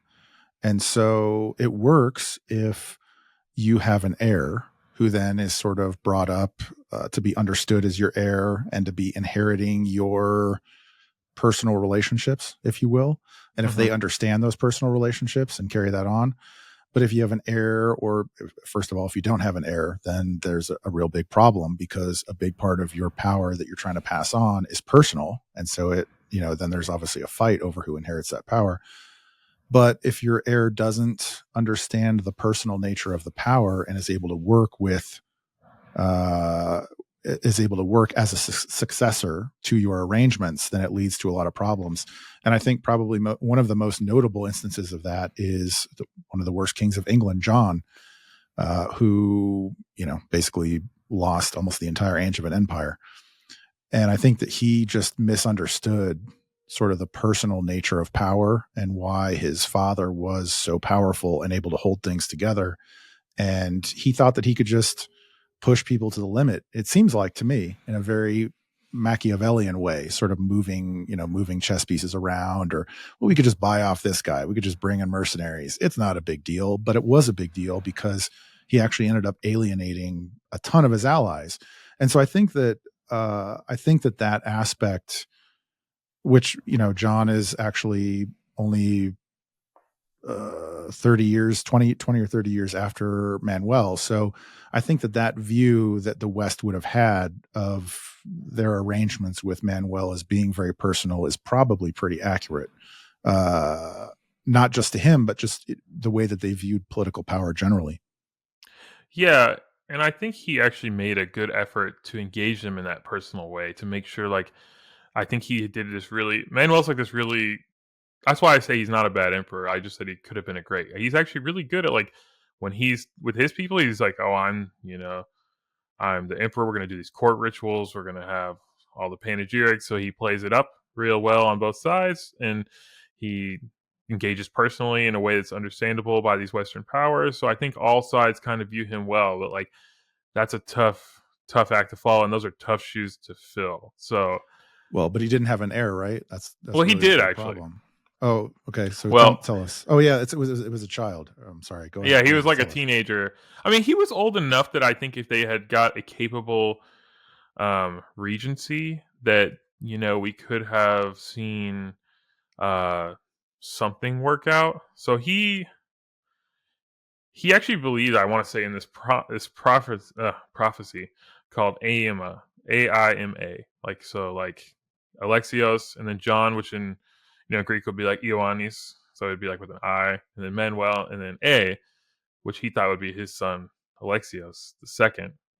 But it unfortunately, kind of, if you look at it in a dark way, it becomes Andronikos Komnenos. So he has a son, and he's too young to rule by himself. So we have a regency. Now, one thing we talked about Manuel being pro-Western that we did not mention was that he actually married a Westerner, Maria of Antioch. So that's part of like how their whole vassal arrangement they had going on. So now his mother's part of this regency council, and there's also other Westerners on it. I think the patriarch's on it, but the Western presence on there is not seen very well by the locals. I mean, it might come across even like some kind of tyranny of the Latins on your people. Like imagine if, I don't know, like the Romans had conquered somewhere in the Western Europe, and then like I don't know. I'm just saying like, or like if they had a diplomatic arrangement with the Normans, like like the Normans had a Roman wife, and then like the king died, and then a Roman was ruling the kingdom of the Normans. Like a lot of the people there would be like, I don't know how I feel about this. There would be a lot of suspicion about it. So this kid's I think in a really bad position that like I think if there was a proper regency council that he might have been, he had the legitimacy. And you had seen in Roman history before where there were young emperors and these military men came in, but they didn't like get rid of the young heir.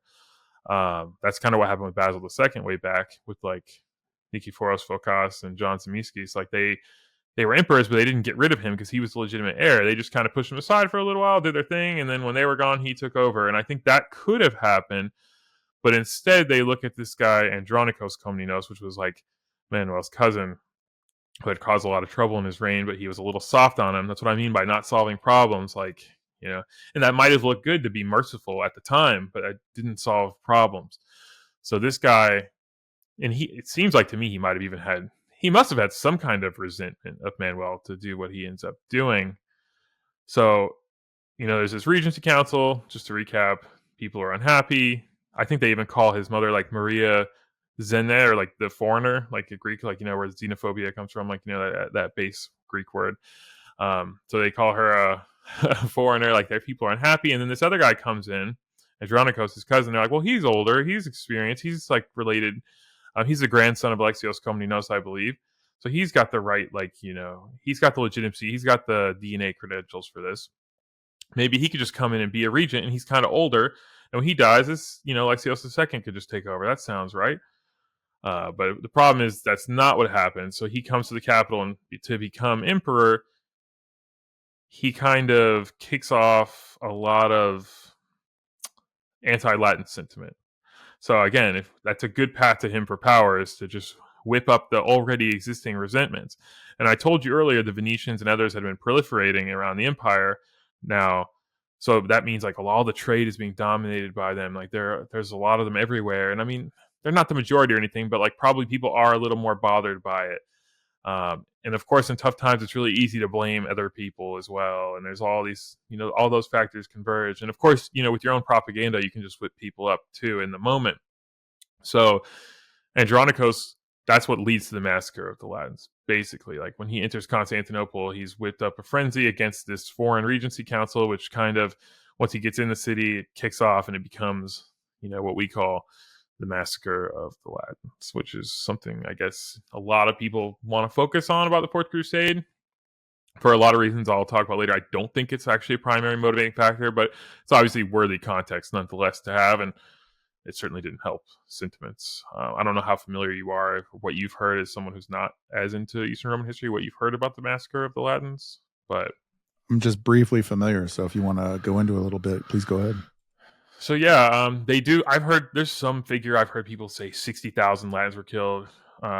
There's literally some other figure from like the 1160s where there was only like a couple thousand Latins in the whole city, and like probably there was more than that by this time, but I don't think we're talking exponentially more like that. Like, so, but there is some killing and stealing and stuff goes on. I mean, I'm not gonna sit here and try to just like pretend that it was a good thing or pretend that it was justified. I mean, it's like there were reasons people had to be resentful, so I will mention that, but I don't think the solution had to be obviously killing people and going around the city and killing people that lived in the city. So Andronikos unleashes them. His army sacks the city. It's also a way to reward his troops because, like, you can't sack the city, but you can be like, well, you guys can go sack them, and it also get rid of this base of power for the regency, which I don't like, because it's also hard for him to get rid of Maria like right away because she is the mother of the emperor. She was the wife of the previous emperor. It's not so simple. Like in a normal civil war, maybe it's a little easier.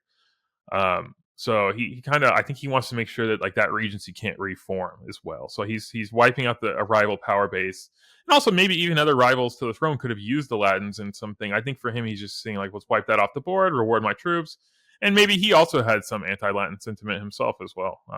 We don't have any like writings by him, but that's possible. So that definitely does leave a stain, but like I said earlier, the Venetians are not there because of the arrest of the Venetians. This is not an anti-Venetian event. It's Pisans and Genovese, and I think there's more Pisans at this time than there are Genovese. So that is the primary victims of this, and they actually will come up later in the story. In the Fourth Crusade, the Pisans are actually fighting on the Roman side because they don't like the Venetians. So you'll see that kind of, again, shows it's not a motivation for the Fourth Crusade when the primary victim is not fighting with the Fourth Crusade. And the Venetians, like I said, attacked their own Italian rivals before, so I don't think they were upset to see the Pisans destroyed. Probably for them, that's actually a way back in, which it actually later on will be. So you see, like, all that pragmatism we talk about, these people are not sitting here saying like, oh, well, some Latins were killed 20 years ago, like, let's go. But they're not thinking like that. I mean, they might use it if it's convenient to mention it, but that's not really what's motivating them on either side like that. So, but I do want to address it.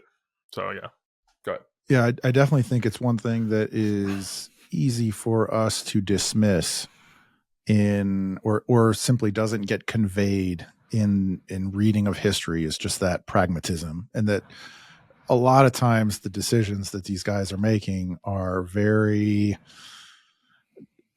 with the direct consequences of them in mind, not necessarily like, I'm an ambassador for the Pope or whatever. It's like, no, I have to choose between fighting this army or fighting this army. So which army do I want to fight? Yeah, or it's like this. You might say, okay, well, 10 years ago, the last emperor, yeah, they attacked our stuff, but this new emperor, he's going to invite us back and give us a trade deal and pay us some damages for that. And I don't know. At the end of the day, if you're a trader at that time, you're like, well, it's an opportunity for me to make money. I mean, it sucks for other people, and you probably have some kind of cultural resentment because of it, I'm assuming, but sure, the story is not gone, and it's definitely not going to help, but I don't think it's like you're still going to be thinking like, well, where can I go sell these wares and make the most money? Is it in Constantinople? If that answer is yes, then you're going to be like, let's make the deal, because you're trying to move forward. I mean, most of the time.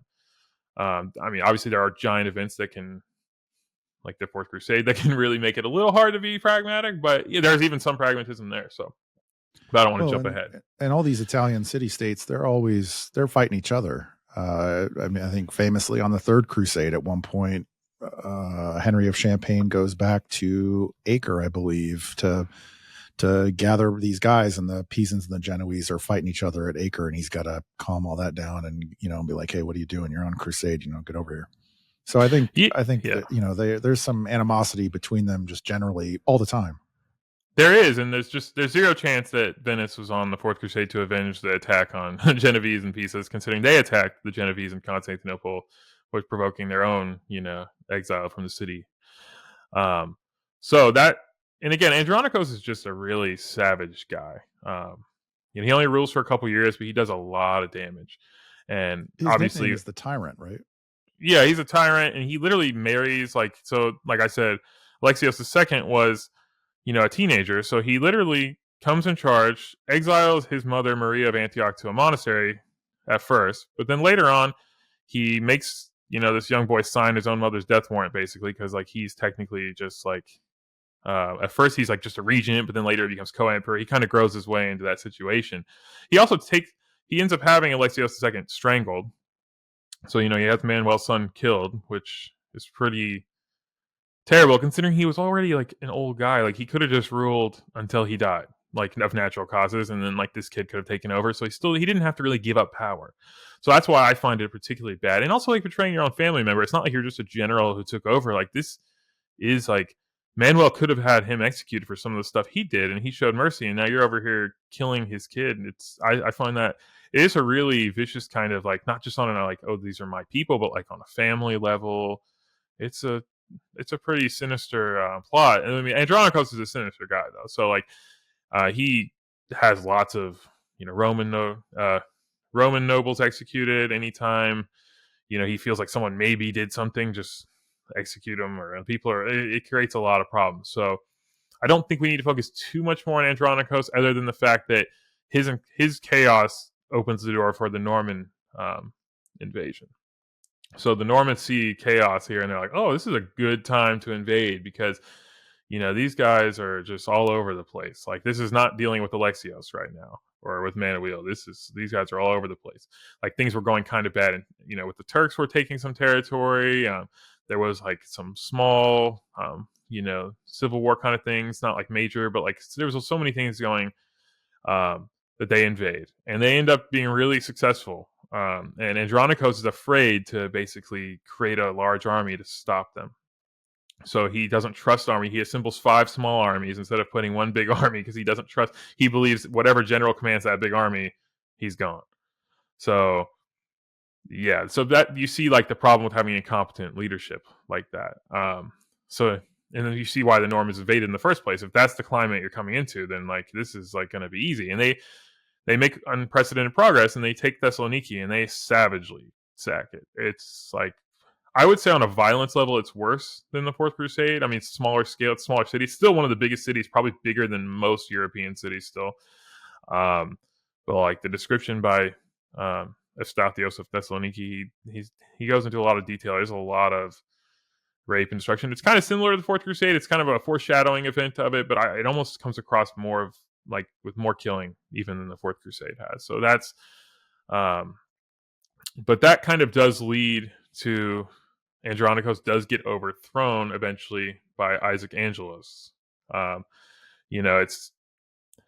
think Isaac actually was going to be executed by Andronikos, but then he was kind of able to get the popular people. I think he just tried to kill too many people, and eventually people like realized enough of this guy, and then he just kind of got lucky to be the guy who became the emperor. It wasn't like people had been for years trying to make him emperor. It just kind of happened.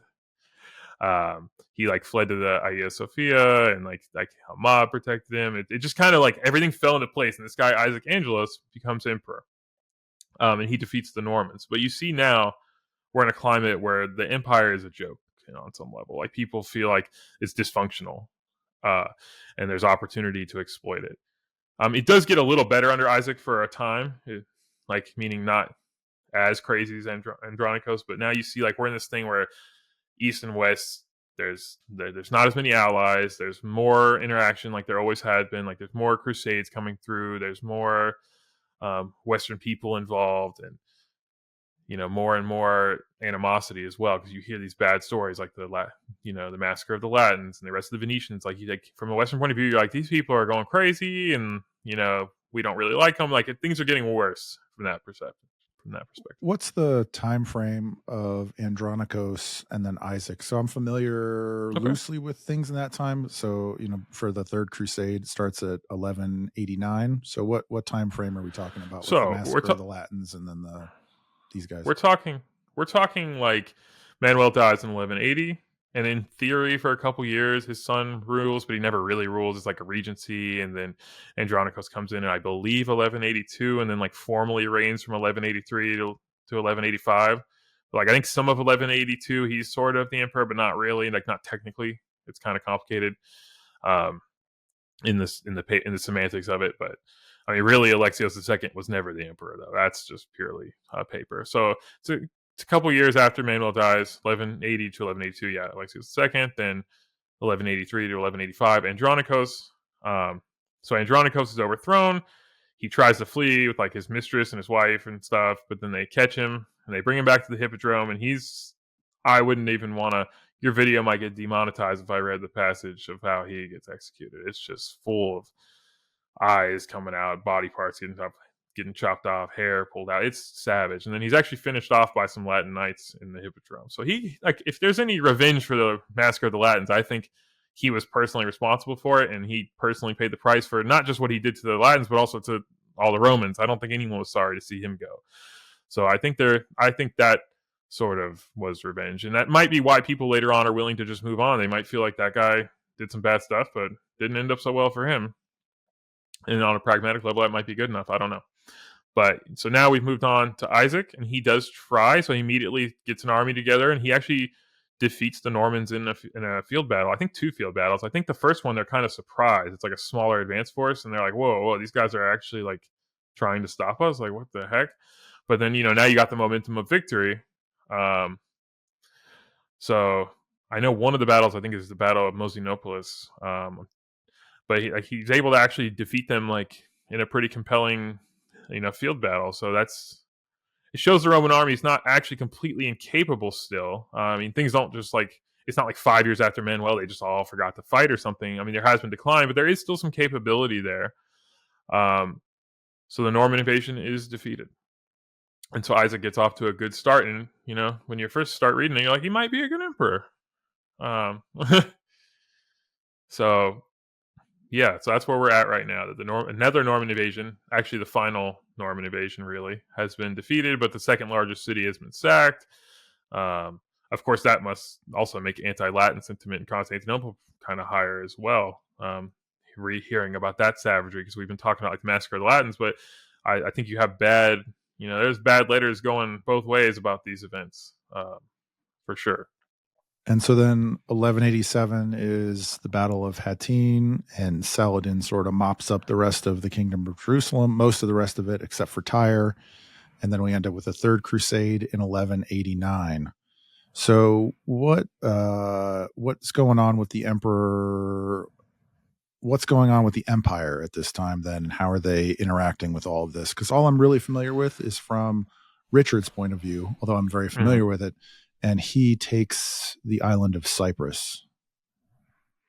So, yeah, that's one thing that Isaac botches. So, Isaac, he actually tries to send, Manuel had a strong fleet, I talked about. That was one thing that he did really well, I think, in terms of my appreciation of Manuel's foreign policy. He maintained a strong fleet because that allowed you to deal with these Italians and stuff. So, the fleets probably started downsizing, because one thing people don't think is these wooden ships don't last very long. They don't have modern things to put on them either and stuff. So I mean, you're talking like single digit years these ships really last before you have to replace their hulls, and they can rot away real quick. So, but he still has a strong fleet. He sends about 70 ships to Cyprus because there's actually a rebellion there. So I think it might have been during Andronikos towards the end or at the beginning of his reign, but a rebel named Isaac Komnenian takes over Cyprus. Now, whether he really wanted to be emperor or not, it's a terrible base to become emperor in Constantinople, so probably he just thought, I can take this, and you never know, maybe some crazy stuff will happen and I'll end up being emperor, but if not, I got this. I don't know. It seems a little more opportunistic. And Isaac sends 70 ships, which is the majority of the fleet, to retake it, and that should be a good enough force, but they kind of botch it.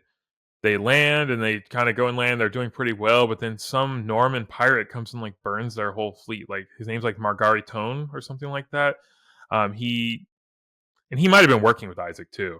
I highly doubt it's purely coincidental. And then probably you can loot. I think they took some of the ships too, and then burn the rest of them. It's a total disaster that leads in the destruction of the Roman fleet, and not the recapture of Cyprus. So that obviously leads to when Richard, his wife or mother gets abducted by Isaac, I believe. His wife and sister get shipwrecked on the coast, and Isaac is attempting to get them out of the ship. And so he's sort of escalating some skirmishes with some of the men on the ship and capturing some guys. And Richard shows up and just says hey, give us our guys back and, knock it off. And so he did not take them hostage? I don't believe he took them hostage. Okay. He was sort of had them in a position with all of his guys, but the ship was shipwrecked there. So he didn't actually have possession of them, but they wouldn't come off of the ship, but the ship is stuck. And so Richard is hey, give us our guys back and, beat it. And he basically was I don't know who you are, but I'm going to teach you a lesson. And so Richard instead taught him a lesson. Yeah. See, that's one of those things that's unfortunate. And I don't blame, Constantinople tried to get it back. And honestly, if Constantinople had gotten Cyprus back, it probably would have gone fine. I don't think that Isaac would have picked a fight with Richard over Cyprus, especially since it's not like a direct threat to him or Constantinople, probably, and he knows it's hard to send forces there. So you see how this rebel just created a little thing, and that permanently peels Cyprus out of the Roman orbit. It never comes back to them. So just this weird little series of kind of events just peeled off an island that had been part of their empire for many many centuries, and also kind of was a connective nexus for like the Crusader states and stuff. Like it removes them from that part of the map. So I mean, I don't know. I don't think it's personally Isaac's fault, but at the same time, he risked a lot of the fleet just for Cyprus. If that was his whole fleet, that seems like maybe a little too. Like the weather could have done that. I find that to be a little irresponsible when you know that there's so many things going on. A lot of emperors would have said like this fleet's primary job is to protect Constantinople, and then if you can build another fleet to go to Cyprus, that's great. But if you can't, you got to have a home fleet. So, and maybe he thought he would build another one later, but the money's just not there. So it kind of goes back to that, where now you're dependent on these Italian city-states that they are your fleet. But at the same time, when they know you don't have a fleet, you have to go by their terms.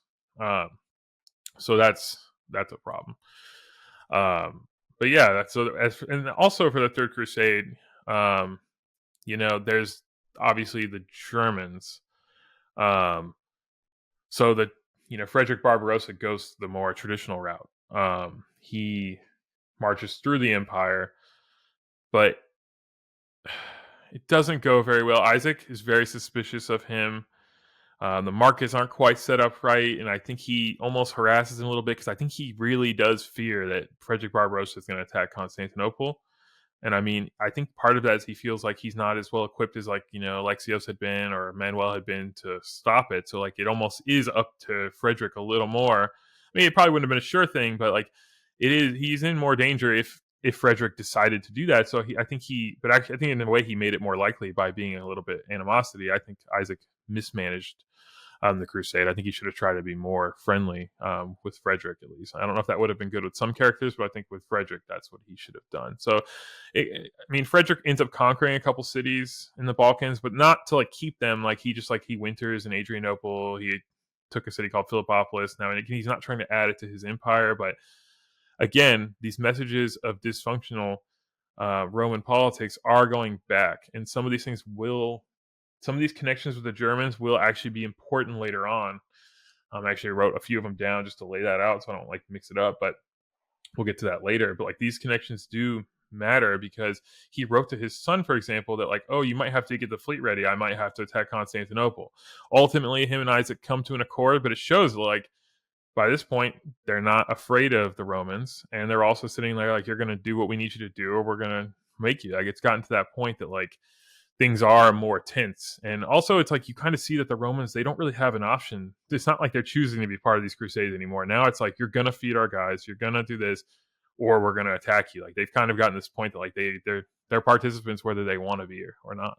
So you can see this crusade does not come off good. And I think all the accounts of it, the most damaging part is not just the dysfunctional nature, but probably the weakness that's projected back. They're like, you don't want to be weak and rich. That's a really bad medieval combination.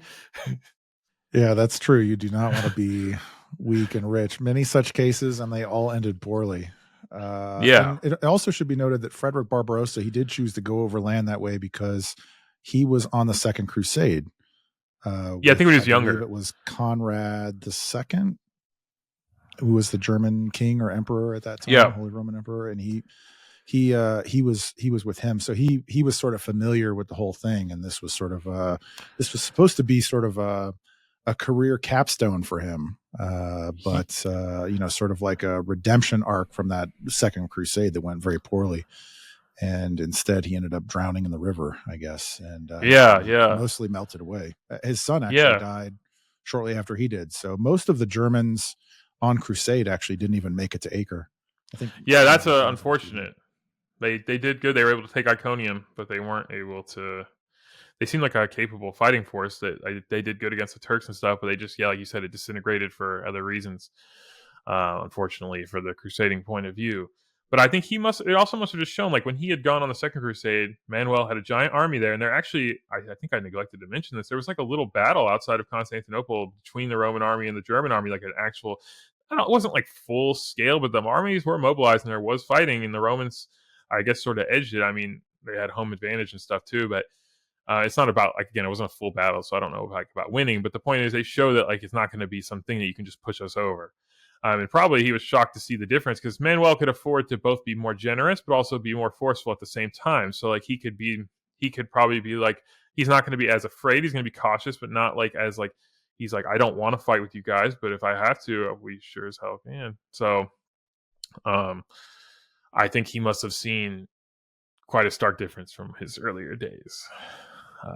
So I think that's one thing that leads the Third Crusade. Just it sends more messages back that, first of all, these guys are a problem, and maybe they're an obstacle that we don't want to deal with every time. And maybe this, if we just put them off the map, this whole thing would be easier. I think it creates some ideas like that, but also just these guys are they're not doing so well. So that, now we've gotten pretty close to the Fourth Crusade. So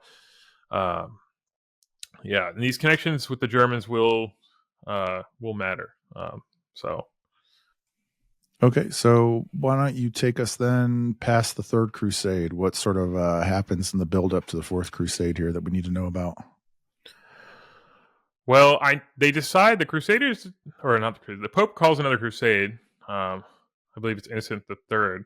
He calls another crusade, and they decide that Egypt needs to be taken, because I think that's just, they see that, again, I can think that it already sort of been indicated when we talked about Manuel's campaign. But I mean, they had Jerusalem, but I think they still see Egypt as like this land that, like, as long as Egypt's right there, it's just really hard to hold this. And Egypt is seen as a major target, so they want to commission a new crusade to go to Egypt. And I believe it's like in around 1198 that this crusade is being formed.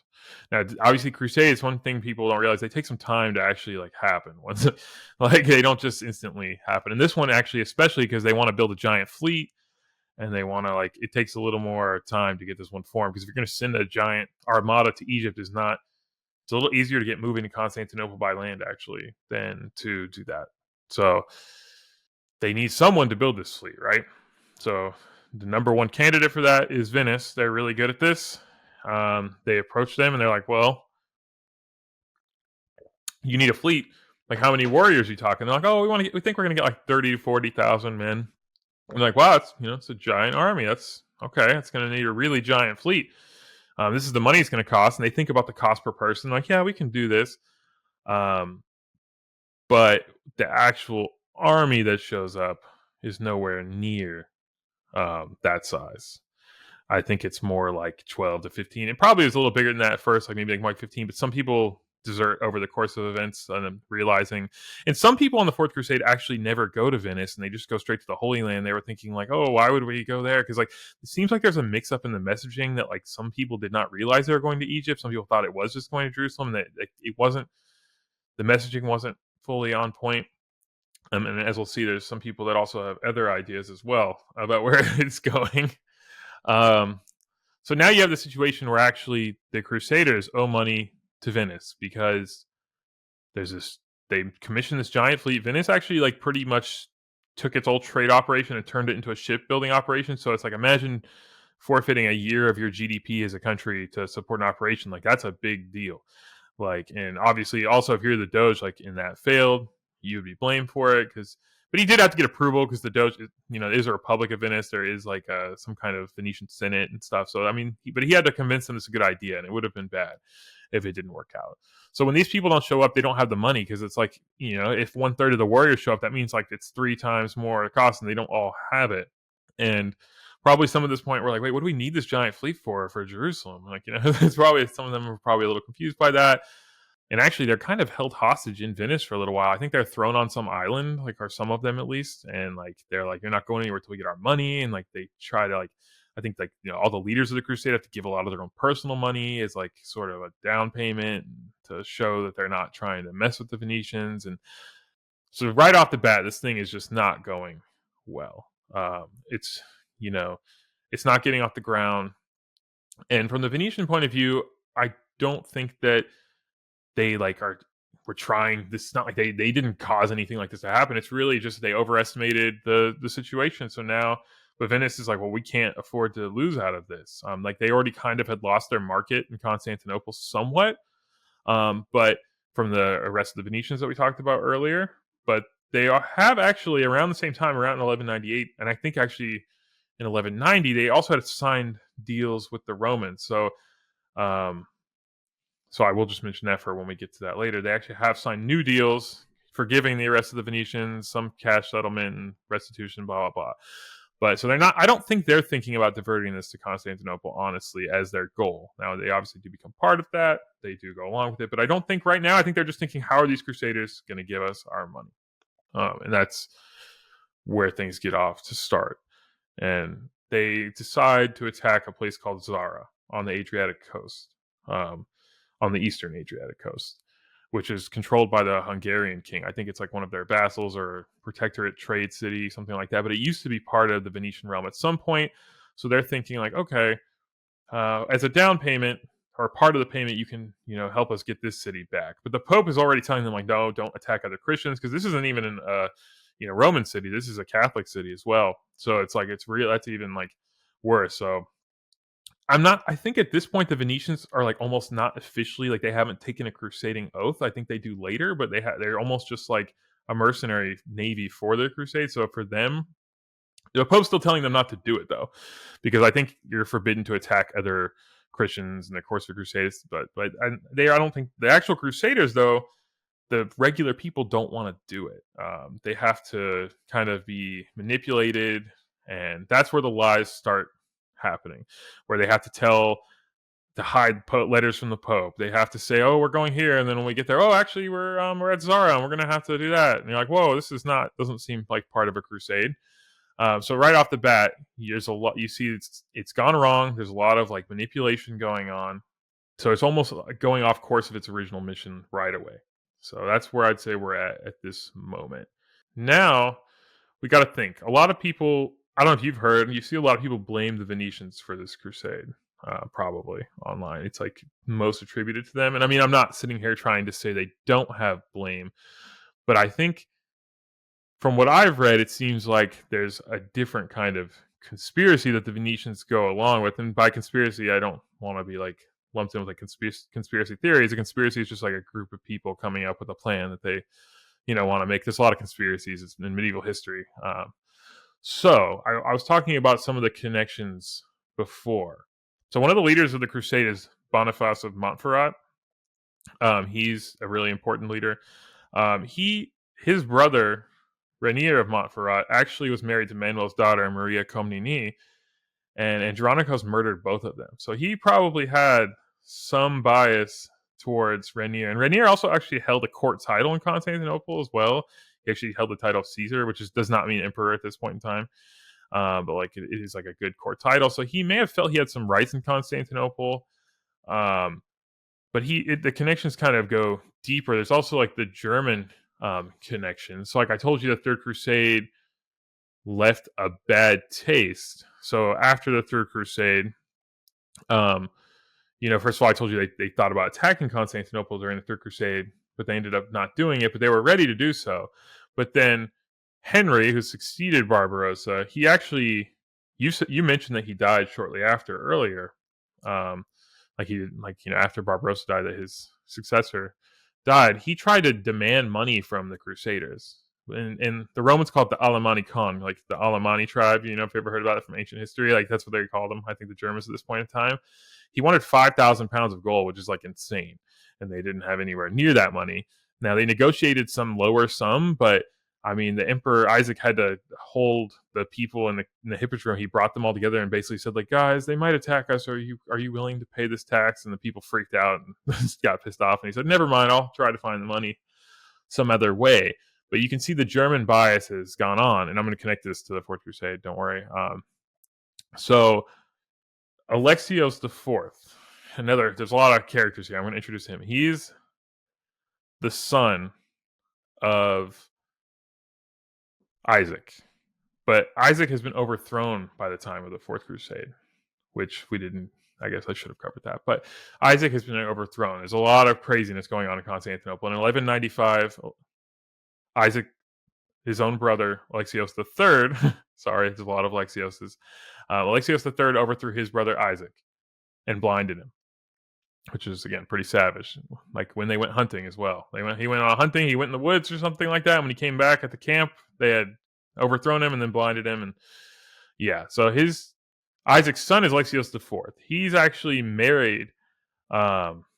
He's a his sister Irene. Sorry, it's a tongue twister. Sorry, I'm trying to get this straight so I don't misrepresent him. Okay, so Alexios IV, his sister Irene has married Philip of Swabia, who's actually a brother-in-law of Boniface of Montferrat, and I think Philip of Swabia is also involved in all of these German political realms. So he's heard about all this. He's related to the Holy Roman Emperors in some way. I don't know if he's like a brother or if he is related to all of them. And so now you see that there's this weird connection of a conspiracy. So you have Boniface, who's kind of related to those Germans who had already kind of shown that they wanted to extort the Romans with that Alemanni tax. Like that plan of an idea of extorting Constantinople for money for a crusade was already sort of there. And you can see that Boniface has personal links to those people directly. And Alexios IV is all mixed up in that. And he's not a teenager like Alexios II was. He's not 12, but I think at the beginning of it, he's 17 or something. And then he's 20 later on. He's a young man.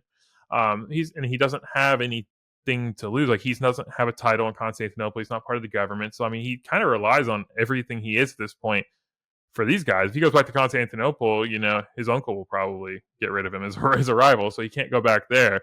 So he's in this Western court and he's sitting there. And I think that you have to see it at this point like they used him as a puppet rather than the way I think it's oftentimes portrayed that Alexios IV just shows up and says, guys, make me emperor. But shows up from where? Really, he was already in Western courts, and probably they followed the Norman pattern, which was getting these pretenders and invading. They did that 3 times, and then combined it with the German thing of trying to extort Constantinople, and it sort of became this new conspiracy. Now, I think that all happened in 1201 to 1202. It seems like that's when these Boniface and Philip of Swabia and Alexios IV met during a winter while all this crusading stuff is, fleets are being built and other things like that. But of course, these guys can't unilaterally decide. They're not the only leaders of the crusade, and the Venetians, obviously, they got the fleet. They got the keys to the car in this situation. And you do have to kind of convince them. But now that you can't pay for this, and I don't think that was on purpose, so I think there's some mix of circumstances that allowed this conspiracy to happen. It's a conspiracy that they wanted to happen, but they couldn't just make it happen. Events made it possible. So again, I don't think they secretly planned the army to be smaller or something, because it's the Pope who preached the crusade. But when that happened, it created a thing where now the Venetians actually need the plan to change or they're going to go bankrupt. So you're okay, you need the money. We have this other plan. And then they're well, what's the Pope going to say? And we can tell him we're going to end the schism. That'll tie that over. We have this whole perfect plan. It covers everything where you get your money, we get our money. And then, it pays for the crusade if we're ever really going to go on that. It's not clear if they really thought they would go on the crusade after that. I personally think no, based on their behavior. And I think that's partially because their army wasn't big enough to go on crusade. They thought they needed 30,000 to go to Egypt. You take 12,000 into Egypt, you're probably going to get slaughtered. So now I think that it was there was a conspiracy that's just one faction, and that conspiracy faction sort of won over the day. Yeah, so it sounds like a conspiracy of opportunity, maybe we could call it. So they kind of had these plans, and then the situation sort of allowed for let's say they didn't even have a plan, but they sort of had these maybe biases, right? We don't like the empire. We already know that these guys have extorted them. We need money. It sort of all came together in a way, with the Venetians needing the money, with them already knowing about sort of the weakness of the empire, the things falling apart, the ability to extort them, and but also not having the manpower to do the thing that you were going to set out to do. Because I think that's also a good point, that you can't really set out to Egypt with 12,000 guys and expect to conquer a significant city. That was Richard's problem on the Third Crusade, was that after they took Acre and a bunch of, Philip left and Leopold left and a bunch of guys decided to sit and tire, Richard's forces were only maybe about, I think at the Battle of Arsuf, he had 12,000 men. You can't really, that's about the same maybe as the First Crusade had by the time that they attacked Jerusalem, but they didn't have a unified Muslim Mhm. opposition Yeah. to of 20 or 30 or 40,000 men also fighting them as they're trying to siege a city. So logistically, it sort of is working out to where like the original mission is kind of impossible, and these guys also sort of maybe have some alternate plans that may work. Yeah, I mean, I think one thing that people say is like, "Oh, well, we can't go to Egypt." Well, they definitely still could have gone to the existing Crusader states and done some things and stuff. So they did definitely some like real crusading alternatives. But yeah, probably going to Egypt's off the table. I think there was certain people that were like all along thinking like, well, maybe we can take this money and hire people and get this going. But I don't know. I think that there were certain actors in the Crusade who are more cynical than that. It's not the by the way, like the everyday Crusader, they were never scheming to go to Constantinople. And in fact, they were lied to a lot in all of this. Like after Zara, some of the Crusaders left the Crusade because they're like, this is not what I signed up for. Like this is not even a crusade. And there are a few people I think who even leave when they find out they're going to Constantinople because this is again like this is not a crusade. That's what they were picturing. They might be like, well, we don't like those schismatic Greeks, but this still isn't a crusade. Like I don't. And they're hiding the letters from the Pope, like commanding them not to do it, like the leaders of this crusade. So I think that also adds the conspiracy aspect of it. Like they had a secret plan. They convinced Venice. That's how I see these events, at least. There are other takes, but I think they require sort of glossing over certain things. They, like I said, so it's sort of like a conspiracy meets the right set of circumstances, meeting the weakness of the Romans. And then, so like when we talked about, we haven't mentioned inevitability for sort of a while. I think based on how we've been talking, you can see a East-West clash was inevitable, and probably some fight for Constantinople would have happened, but it did not have to happen right now because it took a few things lining up, like these right actors.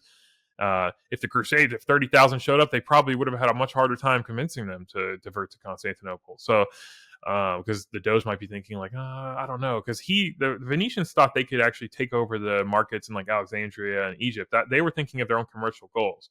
So that's another thing Constantinople substitutes. Like, well, we can just completely dominate Constantinople. Like I told you, they attacked the Genovese when Manuel's in charge. Well, if they're in charge, they're not letting any of those rivals in there. That's going to be their domain exclusively. And we also I mentioned the idea of like Byzantine treachery. I mean, one thing that's treacherous about this is they've signed a couple deals with the Romans to like renew that alliance for some trade privileges, including like in 1198, like right before all these events. So it is a little treacherous on the part of the Venetians, but I think it also shows wasn't their goal. I think they just decided like, okay, like we built this giant fleet, and I don't know. I guess we're trying to rebuild in Constantinople, but if we just take over the whole thing and put a puppet on the throne, which is what they thought they were doing, Alexios IV, to put him on, he'll give us full trade privileges. He'll have no choice. So it allows them to get their money back for the fleet, get some long-term gain. So I think they're persuaded to do it rather than being the driving force. But they are the driving force in terms of like what makes it possible to take Constantinople. I think people conflate the motive. I don't think they're driving force behind the motive. I think they would have loved to have Egypt more than the Crusaders actually is part of their commercial network. But because they could have still just made treaties with Constantinople for trade and kept Egypt. But like this is like for them a backup plan. But I think they're thinking like, well, this is what we got to just go with the pragmatic wins here and strike this deal. Does that all make sense so far? Yeah. This is an obscure question. Did the Venetians have any trade deals or disadvantages or advantages with the existing Crusader states that would have made it, like not financially viable for them to just go sail to the Holy Land? Because like you're mentioning, like, oh, well, they could have just like, why go there? They could just sail to the Holy Land. Well, could the Venetians have benefited That's from true. that, or was that kind of off the table for the Venetians? No, I think they already have deals like that, so I don't think that's going to expand. And they also, I think they have it with the other Italian states. I'm not sure they could have gained. That's true. They probably couldn't have gained much. They could have been paid with spoils, but then you have to win. And I mean, imagine if you're Venice. So that's another reason why I think they're easily persuaded, and you don't need a secret Venetian motive. I think the secret motive actually comes from the conspiracy that I kind of laid out some evidence for before. Like that they're thinking, okay, well, imagine we go to just the Holy Land and maybe we win a couple battles, kind of like the Third Crusade, but it doesn't really change anything that much. Like even if there's a little spoils, it doesn't really pay for this fleet that much. And then like, what if the fleet's like sunk in a storm on the way back? Then we're just like completely screwed. So I think they were trying to. I think they arrested the Venetians in 1171, set them back, and they're trying to rebuild a trade network a little bit. And I don't think this was their original goal, but I think it ends up being like the most pragmatic case. And even though they do have to kind of violate some deals and oaths they swore, like Dandolo, the Doge of Venice, actually did personally agree to that with Alexios III Angelos, the current emperor who had overthrown Isaac. But I don't think he's doing it because he has some. He's not getting revenge for the massacre of the lads of this. I think he had just been content to sign a deal, but I think he's just thinking like, well, this is a crazy mess, but we could come out on top if we do it this way. And Constantinople, normally we should not be able to conquer it for the same reason we can't conquer, Egypt, but they're in a mess and they have no fleet at all. So even if we can't conquer it, they probably won't be able to destroy our fleet. That's another thing. So like, imagine if it failed, your fleet can still sail away from that, and maybe do something else. And I think there's also degrees of victory with Constantinople. I don't know if they thought originally they'd for sure be able to conquer the city. I think that was probably a motive for some people, but I think they're thinking like, one version of success is we just extort a lot of money, and then another version of success is we just conquer the city. But I think it was the most risk averse for the Venetians, and then it kind of suited the interests of those other parties in the Crusades. And it, like I said, the logistical nightmare from the start of the Crusade, it's all synergized. But I don't think the Crusade is just like, I don't think they're doing it for any like genuine like, oh, we want to put Alexios IV, some random kid we never met. We just have to put him on the throne because that's such a bad story. Like, I don't think they gave a crap at all about that. Right. Like, you need the pretext though. You have to sell it in a certain way. Yeah, you got to sell it, and I don't blame them for politicking. But I think that's actually an insult to like the Crusaders and the Venetians, who are like very sophisticated players, to think that they're just like what they got manipulated by some kid into diverting from their mission. Like, I don't think that's like assuming they're like just some clumsy barbarian fools or something like that. When especially Dandolo of Venice is quite a sophisticated, very veteran ruler of Venice. He's really old at this point in time. He ends up dying not that long after the Crusade of old age in Constantinople. He's, so I think that, I don't think that they were just like, oh, this kid came and like we were just on our holy mission. And we're like, well, I guess this offer is too good to be true. I mean, I do think we should talk about the offer though. So he comes along and says, I think after already having met with Boniface and Philip of Swabia, already at Philip's court, they had come up like, well, you're going to have to make an offer that's like actually good enough. Obviously, the Venetians need to get what they need. We need to come up with something to sell it to the men. So you're like, okay, guys, like they're going to, and you also don't want to say you're abandoning the Crusade. So you're like, well, this is Alexios IV kid. He's going to pay, not just pay for the fleet, but pay us all a bunch of money. And he's going to hire 10,000 men to go on the Crusade with us, which will give us enough men to go to Egypt. And then he's going to pay for 500 knights to garrison Jerusalem after we're all successful. And you're like, you got to remember, this is an empire that is not defending its frontiers at this point. Like the Bulgarians have taken independence in the northern Balkans. Like the Normans have just invaded. Like, I mean, they've been taken care of, but like there's a lot of ravaging going on there. The Seljuks they're raiding the frontiers. It's not going so well. They're kind of lucky the Seljuks have their own problems, so it's not full force, but they have lost some territory there. They're not even controlling their own land. So the idea they could send 10,000 men anywhere else, I mean, they were struggling to raise 10,000 men to deal with immediate problems. So like that wasn't real. And I think only a kid or young man, let's say is a better term, he's not a kid, only a young man who had never actually ruled over anything would have even made those promises. Like he might not even realize how much danger he was putting himself in to make those impossible promises. But then some of these people might be remembering older times of like Manuel's money and stuff. Like, so they're picturing old times with the money. They don't realize maybe like how, like they know things are bad, but they might not realize how much less money they have as well. So again, it's a little bit different expectations, but he basically makes too good to be true promises, which I think they're like, well, it's the perfect promise, which, too good to be true. But it sounds like it's really stacking up as sort of like a comedy of errors. Oh, well, enough guys don't show up to go to Egypt. These guys got to get paid. We can't just go to Jerusalem. Like, you can imagine them going like, saying to the Venetians, well, just take us to Jerusalem. And the Venetians are like, okay, so what do we get out of that? Like, we have to get something. We need some money. I mean, I think there is that, but again, I think for a lot of it's a comedy of errors mixed with a pretty deliberate plot. I think that's how I see it. And of course, Alexios IV is part of that plot as well. It's not just Boniface and Philip Swabia. And Philip Swabia, I think, was more like just like advising them, and like he's just a family relative that linked these two guys up. He's not directly part of the crusade. I mean, I think some crusaders might have been recruited from his area, but he didn't personally go on it. So but I do think like there is. I don't want to like make it sound like too much like there is a comedy of errors, and I think that that's totally a valid part of this, and I think it's one facet. But I do think there is like a little bit of a sinister, dark plot on certain factors who think they can. You know, I don't think it's impossible they thought they could carve out their own realms necessarily either. I mean, that was the goal of some of the people on the First Crusade as well. And like they might have thought, okay, we can put this puppet guy, he can rule over Constantinople in this part, but maybe I'll carve off like some part for me, and like we'll be linked in some way, kind of like what ends up becoming the Latin Empire later.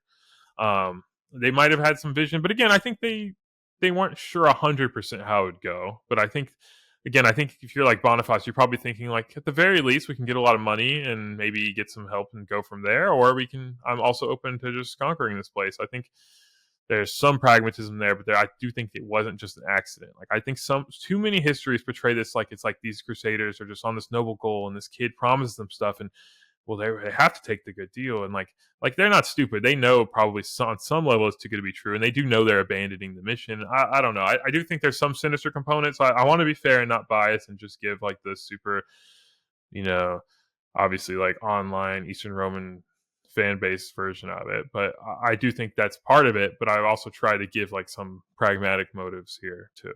I think that's a pretty balanced view. It's like a weird mix of like some plotting, some pragmatism, and circumstances. Those three things, those three pillars, leads to the situation that unfolds. That seems reasonable. So a question that I have to bring up is if the Pope tells you not to do it and then excommunicates people that are doing it, is it still a crusade?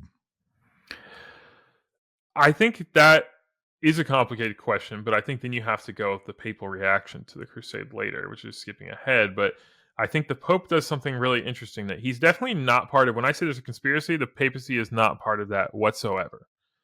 But it makes me wonder if their reasoning is pragmatic. Like, maybe they're thinking like, oh, there's no way these guys could conquer Constantinople. It's going to lead to the failure of the crusade and cause a bunch of problems. And like, then the crusade will just have been a waste. And it actually makes me look bad because I called one to Egypt and went to Constantinople. And like, are they really? It's not that big of an army. Like, because after the crusade, he seems kind of willing to embrace it. Like, I mean, but at some level, that could be pragmatic too. Like, what are you going to do? Like, excommunicate it? Like, I don't know. That's tough too. But they do kind of recognize it. They don't say it's not a crusade anymore or something. So, I mean, I think because the Pope, his final conclusion is that it's a crusade, I'd say it's a crusade.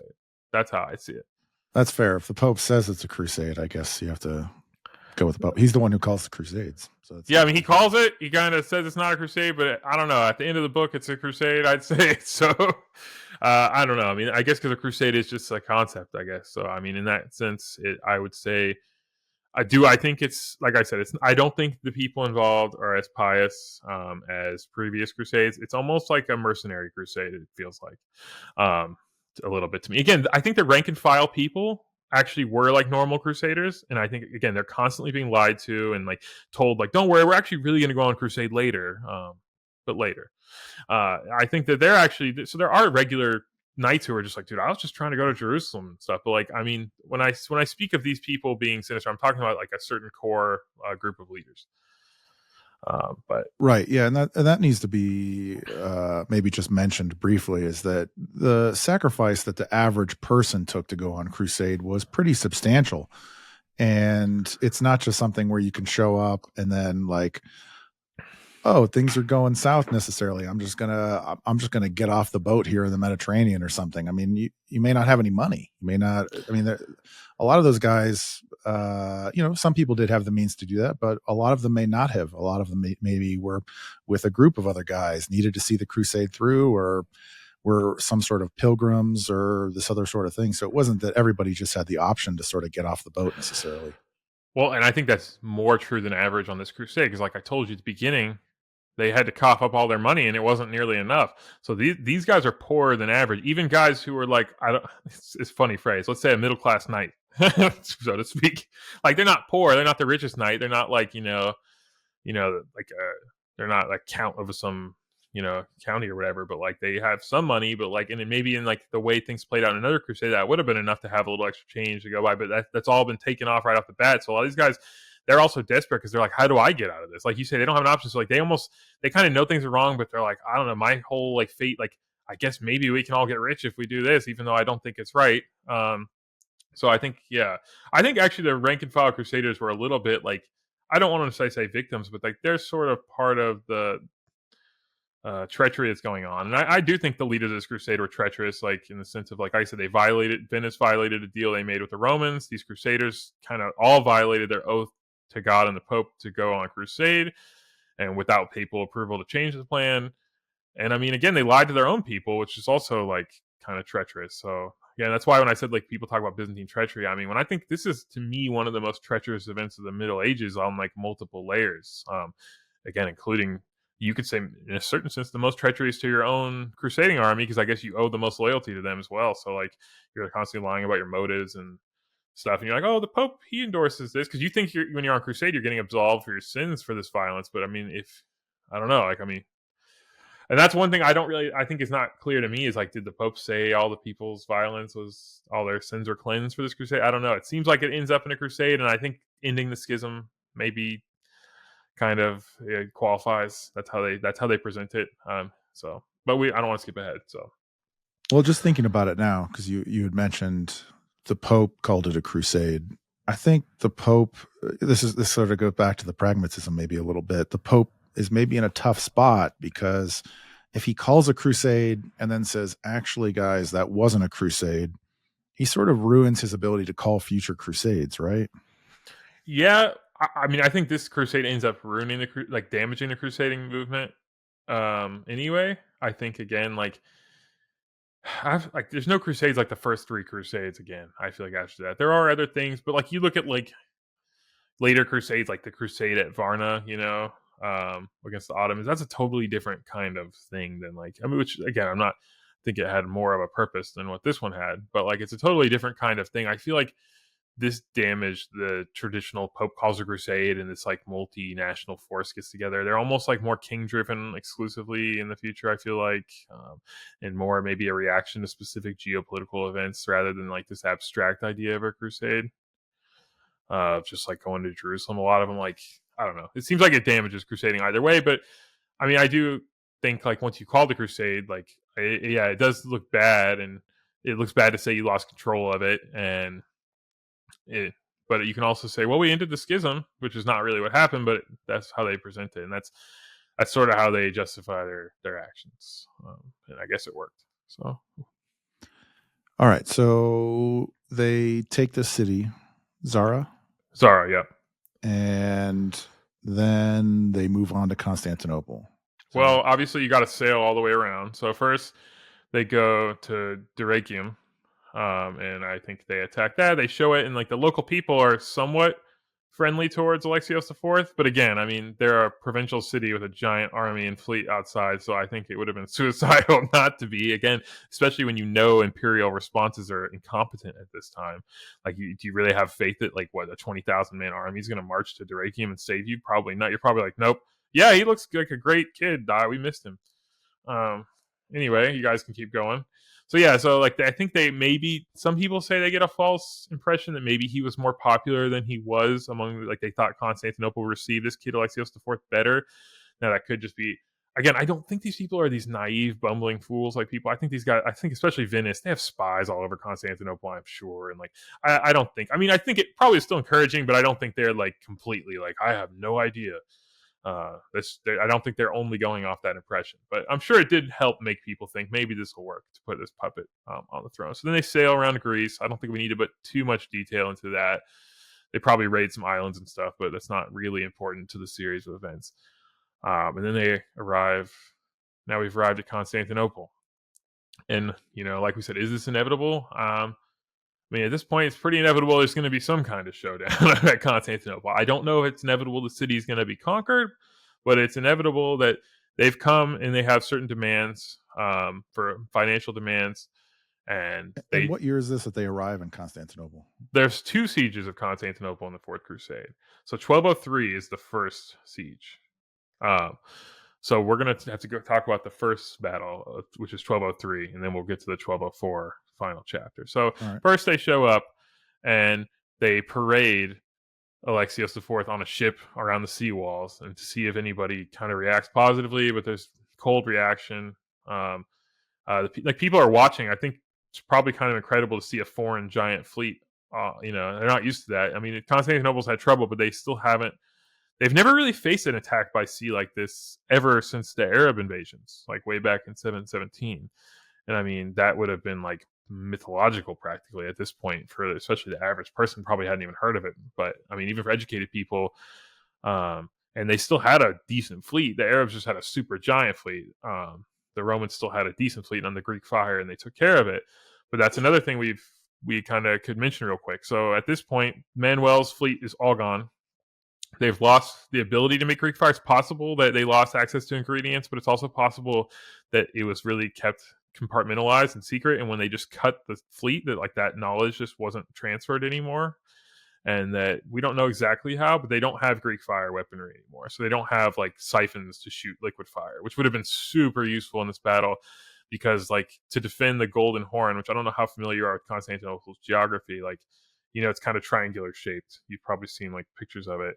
And there's that harbor on the northern side that kind of goes in let's say the top part of the triangle. Above that, there's a little harbor called the Golden Horn that has calm waters. And that's it's the only place you can attack on the seawalls. The current's too strong on the other side that if you're trying to put ladders and stuff, you're gonna it's just no one ever even tried it.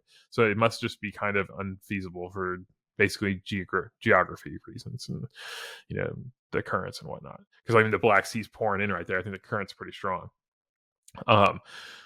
So they decide, okay, we got to get to work. They attack the Galata Tower. It's not the same tower as you see today in Istanbul. It's a really famous thing. I think it would have been in a slightly different spot. It's where the other end of the chain is, though. There's a great chain that goes across this Golden Horn Harbor that it protected the Golden Horn from ships going in. And it was a really thick giant chain, probably on floating booms, to keep it from going under the water. Probably it had a floating boom system. And that had been really successful in previous sieges, again against the Arabs and later against the Ottomans. But they're able to capture Galata Tower. The defense is kind of incompetent. They're kind of if I recall correctly, they're kind of fighting and they retreat, but they as they're trying to lock the gate, the Crusaders kind of break in. It's a really pathetic defense. So right off the bat, the Crusaders capture this, the Galata side, and then now they're able to sail right in. And now it's a truly unprecedented spot for Constantinople that they have people inside this harbor without a navy that can contest it. They have about 15 to 20 ships, which Nikitas Koniates, our main Roman source, says are basically rotten husks of ships, they're garbage. And they don't have any Greek fire, so they're useless. They would just get defeated in a second if they sailed out there and fought. So they can't contest it. And now that puts the Crusaders are also able to make camp by Galata and start setting up and land their French soldiers and their knights and stuff and start setting up camp. And of course, at this point, they're trying to put Alexios IV. They say restore him on the throne. He was never on the throne. That's one of the things I think people say. They'll tell the story oh, they're trying to restore him. I'm well, he never was on the throne. He wasn't even crowned as co-emperor or made the heir. It wasn't. I don't know. He may have become emperor in the future, but he never held a court title and he was never in charge. There's no restoring here. It's just placing a new person. So they land their army and they go, and then of course, the only way to take Constantinople is there's a weak point in the city. So the sea walls is one weak point in the Golden Horn where the waters are calm. That's the part people know about. There's also at the northern corner of the city, you've probably seen the walls of Constantinople, I'm sure, in images I've posted and other people posted. They're very impressive. But they cover 90% of the land walls, but not all. At the northern part, there's something called Vlachernae. And it has, by normal standards, still impressive walls, but they're not triple walls that are just impregnable. The Crusaders don't have a big enough army like they didn't for Egypt. They don't even try to attack the Theodosian walls because, they would just... I mean, they would need like multiple times more men to do something like that. They don't even bother. But they attack this Vlachernae and the sea walls, which are like right next to each other. So think about it as like the sea walls are like around the corner of these Vlachernae walls. So they can kind of attack at one like corner of the city by land and by. So that's how they do it, which is just, that's like really, that's a smart strategy. And I will say the Fourth Crusade militarily is still impressive because it's not the biggest army, but it achieves a pretty big conquest. So they definitely had a good plan. So what happens is they kind of Alexios III kind of gets a big army together, and like the only really good soldiers he has is the Varangians mostly, but the rest of the soldiers are kind of but like it is a big army, and he kind of threatens to overpower the land army, the Crusader, like the French forces there. But then like he kind of they implied like he chickened out, I guess, but it's possible he actually just heard that the Venetians had broken through the seawalls and then realized that like maybe engaging in a battle at that point isn't that smart. So the Venetians are able to use the masts of their ship, which are really tall, to like make some landing things and get on the seawalls and like make them like siege towers in a way. And like they're able to get a hold, take a few towers, and then like it freaks people out. And then when they try to repel them, they set a giant fire, which happens a few times in the Fourth Crusade. The Venetians like they kind of realize that there's like a counterattack, and they set a fire to like I don't know keep them away, and like these fires spread through the city and create havoc, and also make it hard to push them out. And basically, at the end of all of this, Alexios III he flees. He empties the treasury and runs away, which is pretty bad. So once the emperor ran away, the people who are left, I guess they're like, well, um, they get Isaac II, who's still alive. Like he's blinded, but he's still alive. Isaac II. He was just blind. Normally, no blind person had ever become emperor again. It was considered like disqualifying. But this guy actually gets pulled out of the dungeon, so to speak, or pulled out of probably like some kind of house arrest, and he is actually brought back to be emperor. And I think they realize, okay, like to make Alexios IV, like we need to have this be like a little bit less of a hostile takeover, so we can have Isaac as like sort of the more our candidate and co-emperor with Alexios IV.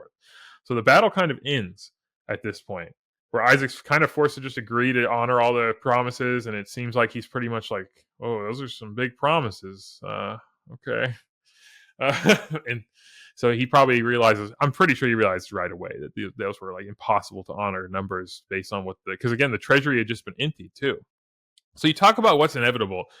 I think it makes me wonder, what if Alexios the third had offered to just pay whatever the sum is if he could have? He probably would have still had to take wealth from notables, maybe melt down money from churches, but he probably definitely could have gotten the sum if he used extreme measures. Like I don't know. Would the Crusaders have really left? That's a really big question on how much blame you put on the Crusaders. I kind of think no, they wouldn't have left, because I think they would have used their pretext like, well, we're also here to install the rightful king, rightful emperor here, and we haven't done that. He said he'll give us more money for that. So I don't personally think they would have left, but some people I think would like to believe that they would have. But that's just my opinion. I don't have like a factual source for that. It's just that's kind of, we'll never know because it's an alternate history. But so now you see basically that the city sort of fell by default. Can I interject there real quick? You go for it, man. Does it seem like the Venetians would have left if they would have gotten their money? I still think no, and that's another reason why actually I think they wouldn't have, is the Venetians. Like I said, like I think they were trying to get some long-term gain, because like I mean, paying for the fleet's good, but they made a huge investment, and like also now they've attacked Constantinople. So if they leave, that trade deal they had signed with Constantinople is probably gone. I mean, I would think if I was the emperor, the next thing I would do would be contacting Genova and Pisa and making sure their presence is stronger in the city. I mean, actually, there already was Pisans in the city who are actually again fighting with. They choose to fight with the Romans because they don't want Venice to take over, because they know that's the end of their commercial quarter in the city. I don't remember hearing about the Genovese, so I don't think they're a major part of all this. I'm not sure where they're at, but maybe there were some, but I don't think they're like a major component. But yeah, I think for the Venetians, actually, they're one of the reasons why at this point, I think it almost makes more sense to just go all the way. Or I think maybe if they could have secured the puppet, but they also know if you just put Alexios IV and leave the next day, he's dead the next day. I mean, like, so I think at the very least, they were going to stay and make sure he was cemented to keep giving them privileges. But I think that's the best case scenario, personally. I think some of the Crusaders could have maybe been persuaded, like they got their money, let's go to Acre or something. But again, like the leaders didn't really want to do that either for that, even if the everyday man may have wanted to do so. So I don't think the will was there. I think it was kind of, and also Alexios, what happens is you'll see here. So like they pay the initial costs for the fleet. Like Alexios the Fourth, they start taking money from churches. They even take some money from the Holy Apostles, which is like where all the emperors are buried. They don't loot it to the same extent the Crusaders later looted, but I don't think they looted the actual tombs, but they like looted the mausoleum, like maybe like whatever treasures were hanging in there or something. I don't think they like opened them up, but like they kind of looted where the emperors were. Like things like that, things that were like also making him unpopular with the people. Obviously, when you see people taking down church treasures, you're like, well, I don't know, like maybe God's going to punish us for this. That's what you're thinking. You're like, this might actually cause us to lose. But he does pay the initial sum, but like the number the goalpost keeps moving, and he also keeps having to promise them more money to keep them there, because now I think also you're saying, would they have left? Well, Alexios the Fourth doesn't want them to leave, because the second they leave, he's gone, and his blind dad is not going to be able to save him either. Someone's going to overthrow them. They're probably going to take the blame for all of that even happening. I mean, think about, you're a trader who brought a foreign army that just extorted a bunch of money and caused you to melt it down church treasures. It's like, it's going to be easy to convince people to overthrow you when these guys leave. So in a way, they keep, like, for both sides, I think there's incentive, like, between Alexios the Fourth and the Crusaders and the Venetians, like those three parties, like they kind of need things to keep going at this point. And also a lot of the knights were poor, so I think a lot of them at this point, they're just trying to make some money, because they've, this whole journey was hard on them financially, and the crusade probably seems hopeless, and a lot of the people who didn't believe in it already had abandoned it, so this is the more like people who are down to do this that are left over. So I don't think at this point, I think it's hard for people to leave. And then when Alexios says, hey, stay longer, and actually maybe I'll pay you more money that I don't have, like he convinces them to go actually help, because I told you Alexios III had fled, but he had set himself at Adrianople, which I don't know if you know where that city is. It's in Thrace. It's not so far from Constantinople. So basically no tax revenue is going to Constantinople right now, because he's collecting revenue there. And Anatolia, I mean, there's a giant fleet. I don't think there's much contact. I think Anatolia is almost just like waiting to see what happens at this point. And also the Turks are still there. They can't like send all their soldiers to Europe or something. So you see a situation where, in a way, Alexios the Fourth, he's just a puppet. So he needs that hand in there. Otherwise, like, he's gonna just deflate.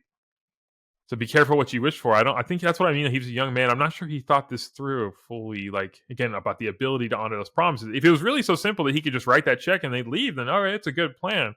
But if that check bounces, which it was going to bounce, then it's not easy. And then you're going to have to write more checks. And before you know it, you're just in too much of a debt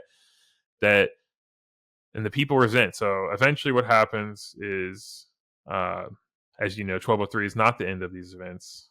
The people have enough, and Alexios is strangled.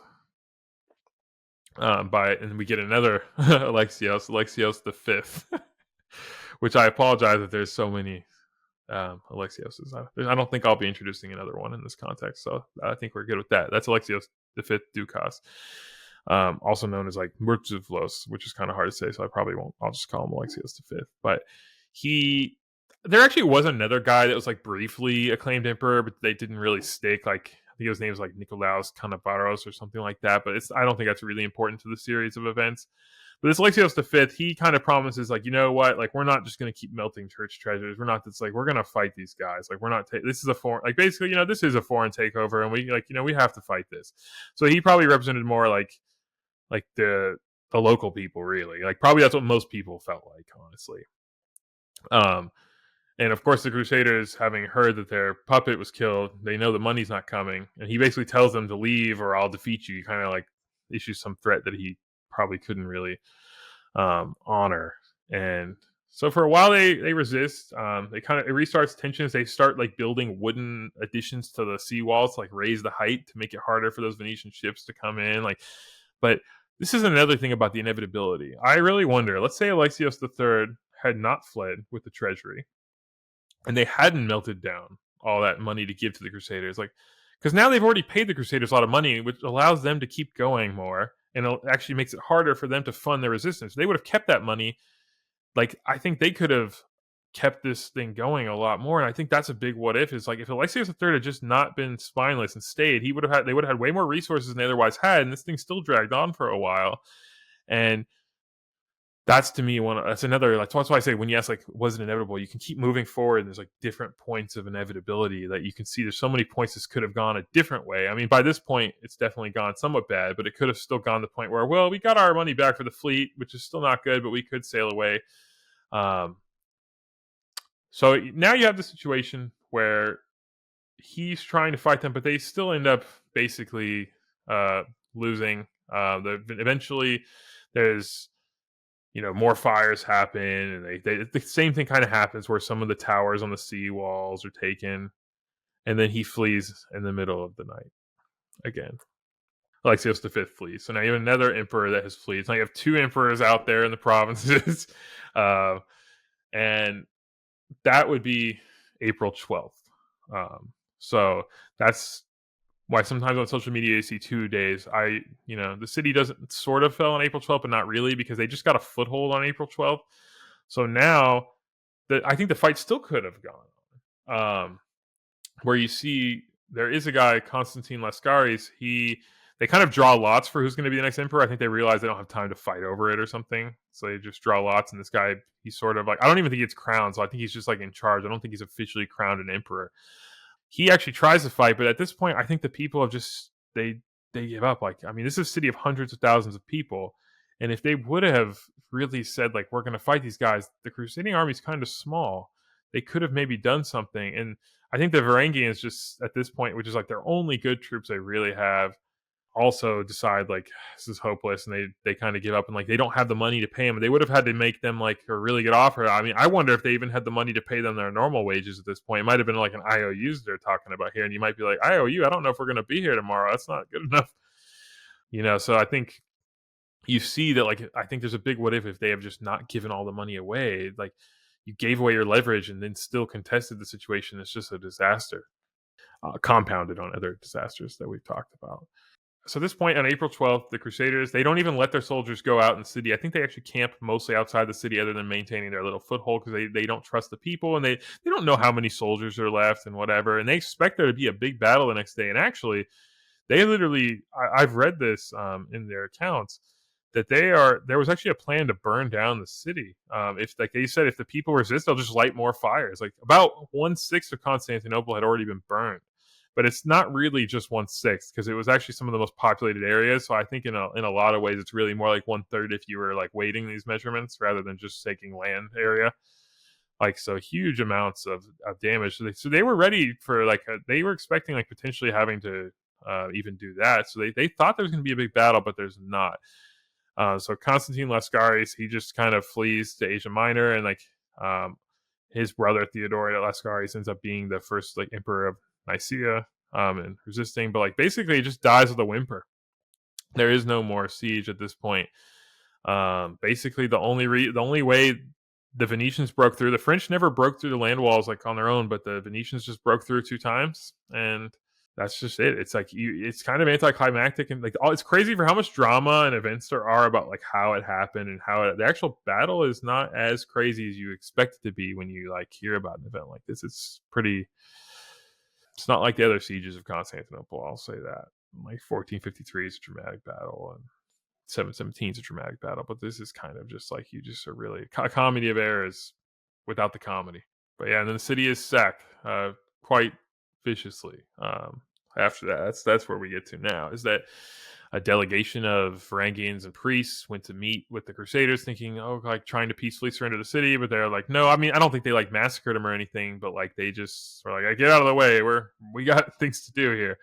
And the city is sacked for as long as it takes. I don't think there was a 3-day limit or anything like that. I think it's just as long as it took to extract the wealth. And you hear there definitely is sexual violence, killing. I mean, they're not going around killing everybody, but I think it's one of those things that you're hey, move out of your way. And if you're trying to protect the front door of your house, you're just stab, get out of the way. It's just I don't think, again, they're just going around trying to slaughter the whole population or anything like that. But I think there is wanton violence, and people just, yeah.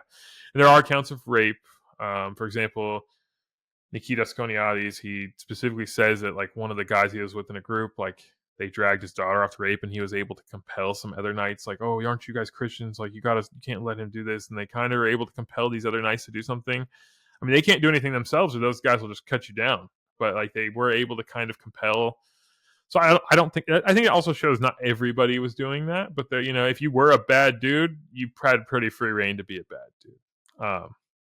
So, and of course, I think you probably hear a lot of people, quote unquote, whine a lot about the Fourth Crusade for Constantinople. You see a lot of people just like waxing lyrical about it, let's say. Like, you might see me write a lot of posts about it on social media, but it's not really because of the violence. Like, that's part of it, but it's like just what was lost. Like, this was a city from antiquity that had never been sacked, which is remarkable. Like, a city from the Roman Empire, like a giant one that had just never been sacked. And of course, it still had changed, and it was a little more medieval in character, but there were elements of it that were the same from antiquity, even though I'm sure the housing was different in some certain things. But like, there was a hippodrome, there was golden treasures, there was like a mausoleum of emperors going back all the way to Constantine that had their tombs, um Justinian, all that stuff, and like all this stuff gets destroyed. I mean, the fires destroy a lot of things, but every piece of movable wealth is basically taken in this event. So it's like, it's the loss of like a world that, like, it's something that can't be rebuilt. Like, like medieval people, like, you can't just build a new one of those. Like, you can build a new great city, and there are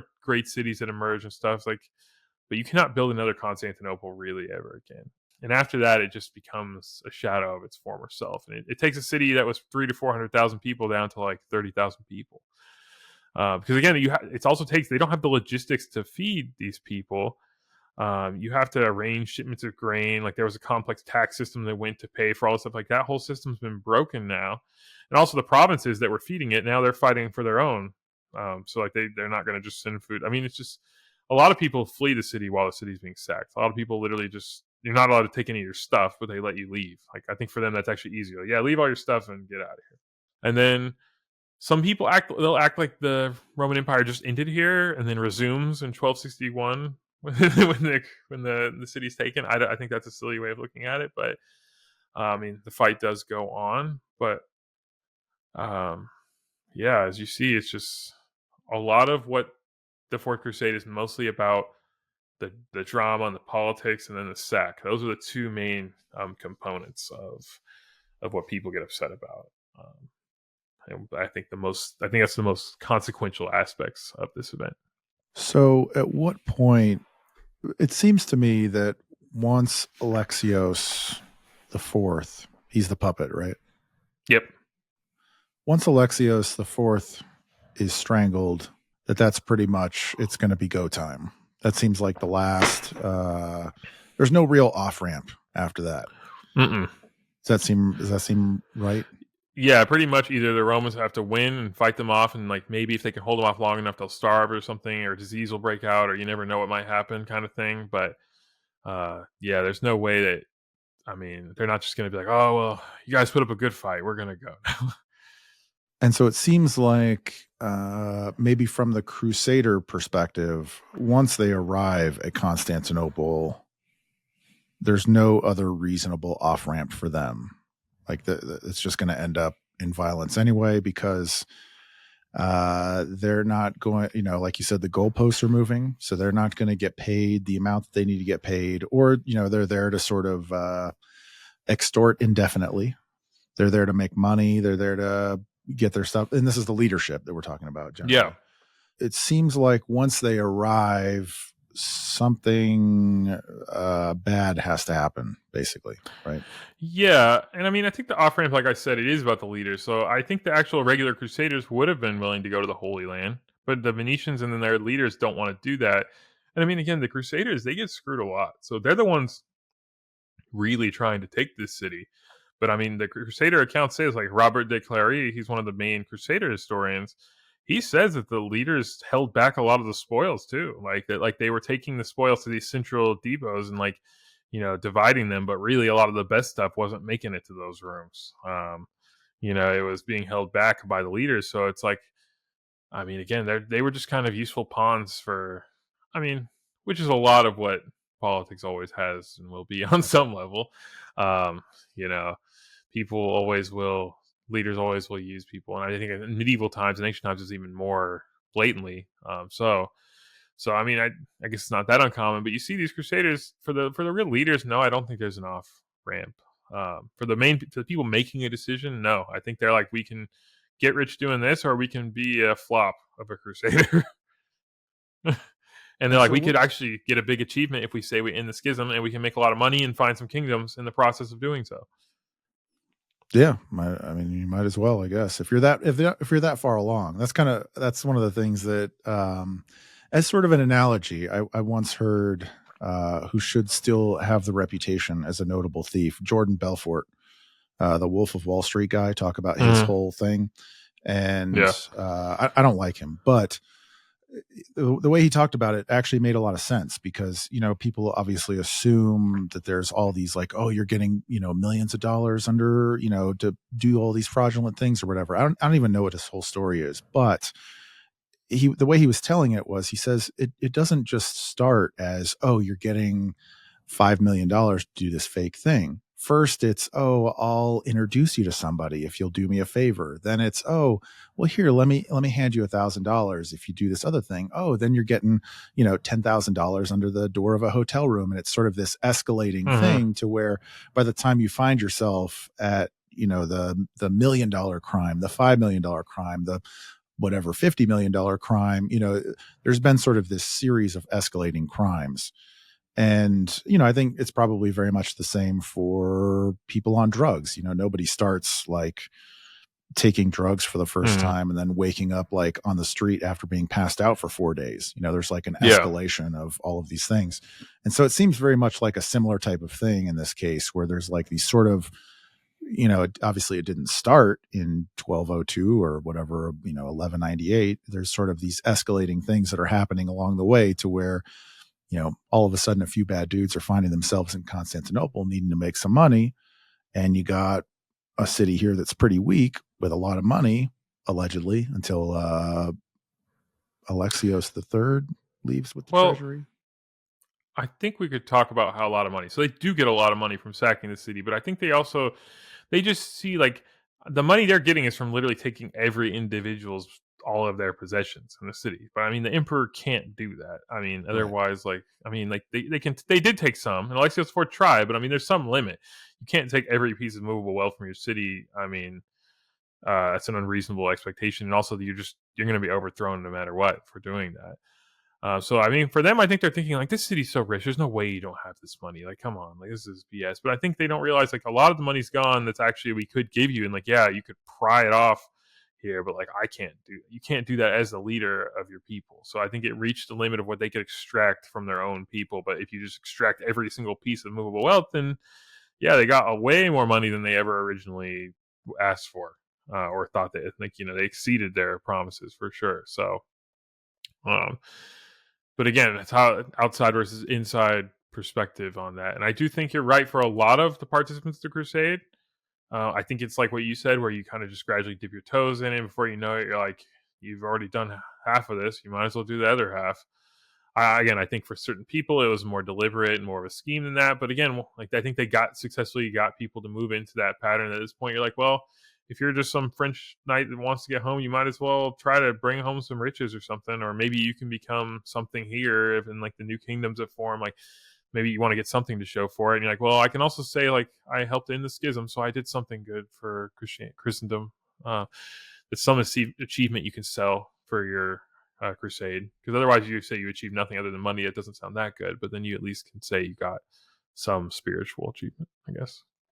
And continuing to camp out outside the city walls is not getting you any closer to home or the Holy Land either. Because how long were they camped outside the walls? Like a year and a half or something? Yeah, something like that, like a year and a half. I mean, obviously they had the Galata part, which is like a little suburb.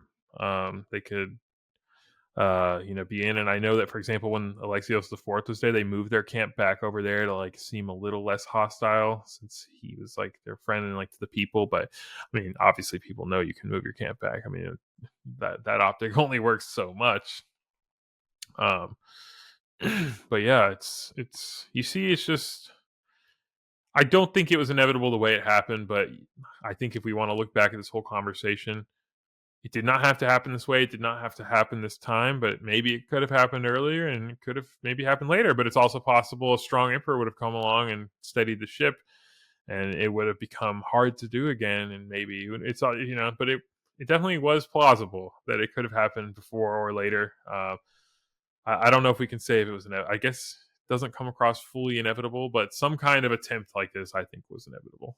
One of the things that, so obviously, as mentioned, I'm the Latin brained one here, and fully admitting that it is a tragedy. But it does seem like one of the things that I think is, and I'll let you correct me or respond properly here. One of the Sure. things that people make a lot of complaints about is that 1204 basically ruined the Roman Empire. It ruined whatever, it ruined them. It destroyed them. It sort of crippled them forever. And it seems to me, from just looking at the maps and looking, with my admittedly lesser knowledge, which is why I'm going to allow you to correct me here in a second, that the empire was in pretty significant decline for some time. With there were emperors that came along who maybe restored a previous peace, but it seems like the empire was sort of in a state of declining inertia in a general sense for hundreds of years. If you can add in maybe somebody like Basil or then Alexios, who were able to sort of stop the bleeding, if you will, and maybe even reestablish something that was, a little bit larger than previous. So how much of that is fair or reasonable to say that the Fourth Crusade is sort of the nail in the coffin for the empire? Well, first, before I get to the Fourth Crusade, I'll step back to what you said about Basil. I mean, Basil was the end of a chain of conquering emperors, first of all. So, like, he didn't. I would say he was like one. I think he almost gets the most credit for it because he topped it off. But I mean, I don't know. I think like Nikiforos Phocas, John Zimisces, but even other people before that, like Roman power really. You could look at it like this. So it hit a bottom around 717 when Constantinople was attacked. They repelled it, stabilized, kind of stayed there, and then like went on a pretty long recovery that peaked, you could say, around 1025. But I wouldn't say it was long. I would say it was like a couple hundred years of going up after, so from like around the early 9th century to the mid 11th century, they were really on an up. I would say that's not doesn't fit that long of a pattern of decline, but I do think your pattern of decline, if you were looking at a chart from, let's say, Manzikert to the Fourth Crusade, of course, the Komnenian restoration does not fully restore the empire. It does restore the best parts of Anatolia, but not enough to get rid of the Turkish threat. And it's also, if you look at the map, you see like when you own these coastal regions of Anatolia, the frontier is super long.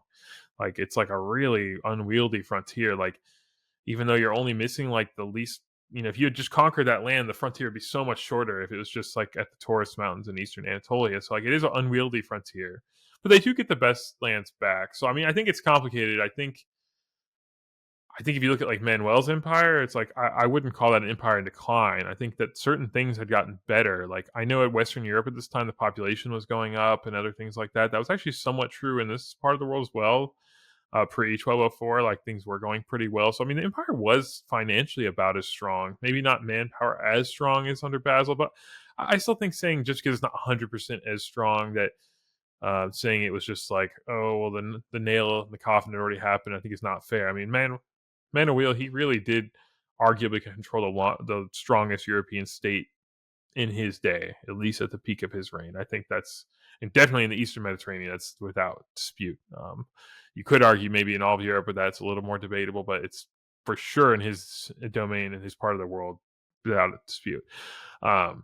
So I don't think it's fair to say that before that it was all done. But obviously between Manuel and the Fourth Crusade, you see things unraveled quickly. But I still think there's a core territory that if you really look at the territory held when the Fourth Crusade shows up, I'm not sure if I really believe that territory is actually worse than what Alexios had. Yeah, they don't have Bulgaria anymore, but they have Anatolian lands that are wealthier and also more ethnically Roman than Bulgaria. So in a way, I still think they hold more core territory that, like, a strong emperor might have been able to reassert authority. Like, okay, if southern Greece rebelled, which there were a couple little rebellions we didn't even talk about because they weren't super important to the story, like in southern Greece, like Leosiguros and stuff, like those kind of guys, a strong emperor, if he showed up with their army, it would be over. So I think like, and I don't know what would have happened with Bulgaria, but they hadn't been fully cemented yet. So I think if you got an Alexios, which is sort of a pattern in Roman history, things get really crazy, really bad, and then the Alexios shows up, or the Heraclius shows up, or the Leo the Third in 717 shows up. I think that could have happened again, but the Fourth Crusade, put a stop to that possibility. But we'll never know what would have happened.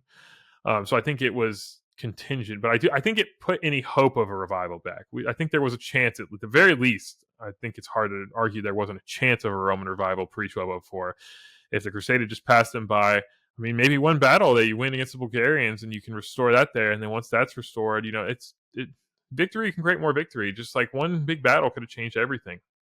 And the Turks were thankfully not super strong because they had their own problems, the Seljuks and stuff, so they weren't like completely destroying the Anatolian frontier. So that was like, and that was really strong, powerful lands, like the wealthiest, most populated part of the empire, really. So I think there was a chance at revival, and that the Fourth Crusade really did destroy the empire as bad, or maybe worse than some people think. I mean, I think it also just shattered Constantinople, which is not just like, oh, it's a cool city. Like, all these people agreed that the rightful emperor in Constantinople had a right to rule them, a right to take taxes from them. Like that city had a legitimacy no other city could match. But after losing it for 50 some years, some of these separatists, like in Epirus and Trebizond, they don't feel like they need to come back to Constantinople anymore. And I think that in a way it like shattered the unity of the Roman world. It shattered the legitimacy of Constantinople. Like it made separatism more legitimate. So yeah, there was a little more separatism pre-1204, but it like cemented that. Like, that concrete hadn't dried yet. But then after the Fourth Crusade, like really, it's really hard to hold this stuff together. Like, I mean, I know, for example, later emperors, they go to Epirus and they say, oh, he used to be Roman. They're like, no, we don't want to be part of this. And it takes force, and it's hard to hold these territories. And Trebizond never becomes part of the empire again. Even though they acknowledge Constantinople's rightful Roman emperor title, they still don't want to be part of the empire again. So it shatters the Roman world. They end up fighting each other a little bit too. And like, it allows the Bulgarians to become strong, and they have to fight the Latins. So it's like all this energy they could have used to like restabilize things isn't allowed to. It's just to try to get back some lands that were lost, that wouldn't have been lost except for the Fourth Crusade. And you see Nicaea gets the kind of leaders I'm talking about. Like Theodore Lascaris is a really good leader, and like he holds his own in a really tough situation, sandwiched between the Turks and the Latins. And he also convinced a couple little separatist guys to actually join him. So like he does a really good job of like saving that little area, and it's a springboard that eventually liberates Constantinople. But if some leader like that had come to power, like overthrowing, maybe Alexios the Third or whatever, or maybe who knows, I think there was possibility. But and the last thing I'll mention is like Constantinople was like this wealth reserve too. So it was always a city. Like, let's say your army was destroyed, you're like, well, we could always scrape together in Constantinople and put out another army. Like, that saved Alexios. Like, he might be like, okay, the Normans defeated me, but I'm going to scrape. I know he borrowed money from the church and other things. He could scrape together some money and try again. Like, you lost that like ability. Like Constantinople, after it was still a great medieval city, but not that level that like, and it wasn't as wealthy as it was. So yeah, I think it really did cause irreversible damage. I mean, they come back. I think it's more surprising they survived, honestly. I think it's actually it shows how stubborn they were, and that they weren't these people who were just like indifferent to being conquered. Like, they were a stubborn bunch. So yeah, that's going to be another episode for another day, the comeback, because that is, I think, a pretty incredible story, one that I'm also not familiar with. So yeah, I won't go into detail on it, but it is the Empire of Nicaea and the Latin. Definitely it's a good topic for you to do something like about the Latin Empire, which could also cross over with this, their rivalry. There's a bunch of other players, but yeah, you see though, like that crazy world that was created on the ashes of this former world, and I still believe if the whole Aegean had stayed in Roman hands and Anatolia, like that's a core territory that could be something to work with. So yeah. So it kind of makes me think, thinking about this, the conspiracy of these leaders that you're talking about. just sort of thinking about it, just as we're talking, I don't know much about this, but it seems like they didn't really have, they had this plan like, okay, we're going to get some money. Maybe we can extort some guys, sort of whatever this, we'll go to Constantinople, put Alexios on the throne. And then, for the Venetians, they can, make their trade deals and kick out the Pisans or whatever. But it seems like they didn't really have like once you sort of, because we talked about it at the beginning with Alexios the First and his capture of Nicaea, how it was important for him to capture it as a liberator because those are his people and he's going to be ruling them legitimately and properly. It seems like the Crusaders didn't really think that through at all. Like maybe there was like no plan here, if you're going to capture the city and start your own Latin empire, then you're going to drive everybody out of the city. You're just going to take all the money and burn half of it to the ground. Like this doesn't really seem like they've thought it through. I think it's a mix. I think there's two things. So obviously, I don't think they pre-planned to burn the city, but they obviously did do that, and they were willing to do it more. But I don't think that was like part of the basic plan to burn the city. And I do think that again the leaders had some plans, but again, it's also one of those things that they couldn't be too forthright. Like if they had literally, I don't think it would be recorded in the sources. Like if they literally were like, "Oh, we're cynically using this crusade to try to make a kingdom," are they really going to put that on paper anywhere? Like absolutely not. That's just discrediting to them. So they have to say we did it for this. But I mean, that's one of those things that we'll never know 100% what they talked about at that meeting. But I mean, I think the links are just too personal and too direct, and the patterns are too repetitive to believe that there wasn't a conspiracy. But we'll never know 100% the details and how much they planned. And it's a big what if of did they really think that they were going to conquer it? I think it's possible some people wanted to, some people didn't. But I personally think that the Venetians were pretty deliberate as well. And once they decided to go with this plan, like I said, I don't believe they created the plan and got the Crusaders on board. I think it's actually the opposite. But I mean, I think for them, like, what they're going to sail away and like their trade deal could just be withdrawn. It kind of had to, and like in this puppet, once you realize he's not that strong, I mean, you might start realizing, like, I don't know, like he can stay as long as he stays, but like we have to take control of this thing, whether he's the face of it or not. Because I mean, he couldn't cement his own power without them. He never did. He always relied on the Crusaders as his source of power. So, I mean, they must have started to realize that no matter what, they're going to have to maintain that source of power for Alexios IV, even if he did stay as the face of it, which he might have been useful for. But yeah, I think it does seem like you're building the ship as you sail on some level, but also, I mean, it's quite possible the Venetians and them had more of a plan than we realized. But again, considering the Pope said not to do it, I don't think they could have broadcasted that, and they wouldn't want that recorded because it would be unflattering for the version of events that they needed to sell to make it still a crusade and okay that they did that. So yeah, it's just the whole thing seems very strange. And I guess, I'm not saying obviously I have very limited knowledge of all of it, but how are you going to, I don't know, how are you going to drive 80% of the people out of the city and then rule a city, govern an area, have people doing stuff and making money? I don't understand how that's supposed to work. well, It's a kind of a strange. so if you're from France, the city, even 30,000, is bigger than most cities you've ever seen, and the city itself still has a lot of things. It's still like on a trade network and stuff. It might still seem like, what are you talking about? This is a big city still. Whereas from what it was, but you're like, compared to where you're from, you're like, I don't know, 30, 40,000 is pretty good. That's a big, I don't even know if there was a city in France that big at that time. And if there was, I don't think there was much. I mean, obviously, a couple centuries later, there will be cities that big, but like this is a time where Europe is coming out of what people do or don't want to call the Dark Ages, which we're not going to go down that whole thing. But the point is, like cities, there's definitely a measurable decline in urbanization after the fall of the Western Roman Empire, and populations are going up. But I don't know, there was few cities that had more at that than that still. So I don't know if they saw it like that, and I don't think it was deliberate to drive out the population, but. And then they might have had like pipe dreams, like, oh, a bunch more Crusaders are going to come and we're going to fill this place up. Like it might have been one of those things that I know Nikitas Koniadi said they were getting a little delusional when they were like dividing up the empire. Like they were dividing up areas they hadn't even conquered, like in Anatolia and other things. And like they were dividing things their armies hadn't gone on and they never would be able to take. So maybe they had delusional dreams about that as well. Drunk on victory, so to speak. You might feel a little invincible because, like, again, you're just an army that shouldn't really have been able to conquer a city of that nature, but did. So you might feel like God's on our side and we can do anything. So who knows? Like, I don't know. And they might have thought it was going to become this like crusading nexus that was going to, but really it distracted from the crusading movement. That's one thing we could talk about. I think the Fourth Crusade really damaged the crusading movement.